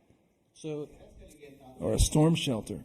that's a possibility, and I think there are services out there where you could For you can counsel. get an app, but then yearly you're paying a subscription. And department It's not heads. going to be free for you to send out the alerts. I think we could print maps to the tunnels that would be our Underneath those storm. I'm telling you, we're safer there. Yeah, There's a big roof down in there. we'll all huddle together. Chief, how many people could evacuate to the tunnels, in your opinion? We are going south. Okay. And there's already furniture down there we can. Depends on if you're carrying They've a got, couch or not. they got Wi-Fi? Okay. So what do Okay. you want to do about this? Nothing. So this would basically be the cost if That's we decided unanimous. we were going to do it, which doesn't sound like anybody in this room is really interested in. This is the one they used in Twister, I think. Dorothy. No, Wizard of Oz. You know, It didn't work. not well. Still use new technology, we hook up some sort of a Amber Alert texting system. I see doctors do it, dentists do it. They're sending you text messages all the time, confirm this, confirm that. I'm sure that Thanks, Johnny. you could Thank you, Johnny. Johnny, take that. thank you. Oh, sorry. Okay. But I got an education, and that's important. I'm proud that we're the last people, we're the last community to still use the Model 5 tornado Whatever siren. you do not turn off that other one, because I think that's like a. It's cool. That could be, we could. It's a collector's item. The Liberty Bell. It could, It needs to be in a museum. It's school like the- trips. the School, Liberty Bell. school trips. I mean, it's badass. I think it's very, So, and seriously, this yes. was brought up because there was a problem with people hearing it. So, if if we Yes. want to continue to do a civil alert siren, then we need to buy another one to cover the entire city. Okay. If we don't want to do civil alert siren anymore, then we just cut that out and Oh. look at other options Oh, to no, notify our residents. Even if it has a targeted reach, I think it's still helpful. And if we can enhance its use without incurring expense, I think that would make sense. What do you but- mean by enhance its use? Put it somewhere higher. Not going to do anything for the distance. Okay, you were showing that. You showed us a graph that showed the radius it would reach 2/3 of the city if it was at a high point. The one we have. No, sir. That's the new siren, which puts out a higher decibel. Will The- go out to 5,000 foot radius. The smaller one, the 3,000 one. I mean, okay. I can't. We're not going to make the one we have go further than. Okay. You can't move the one we have. We could move it. He's not interested in moving it. Okay. But it's not going to cover the entire city. It'd cover and it's 2/3 not of gonna it go instead of further than one- 3,000 feet. Sure. Okay. And we haven't used it since 2017. 17. All right. Correct. Okay. Item number 6 on our agenda, I was going to postpone because we don't have the information or the people or the structure to embrace the concept of determining the feasibility of an independent produce broker offering their products to Hollywood Park residents.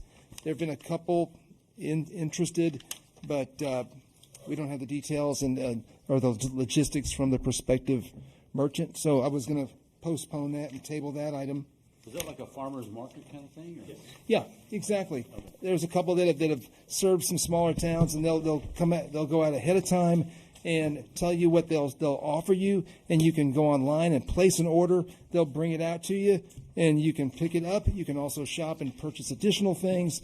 A lot of empty nesters seem to like that in towns like Von Ormy and Elmendorf and some other places where they don't have as much access to supermarkets. And I thought if we have the space and there's interest from the residents, it would be a nice thing and help some of the local food wholesalers that are struggling right now.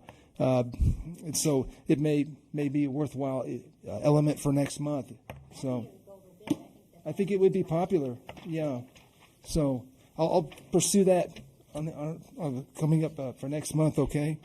When Sherry Tyner does a farmer's market too, so we would need to talk to her and see if she'd be interested too. If we decide to Absolutely. do it. Absolutely. And so at 8:40, I'd like to adjourn our meeting and thank everyone for coming. And again, Oscar, I'm glad you came. I wanted you to know you could sit anywhere you like. Just wanted to save you a seat.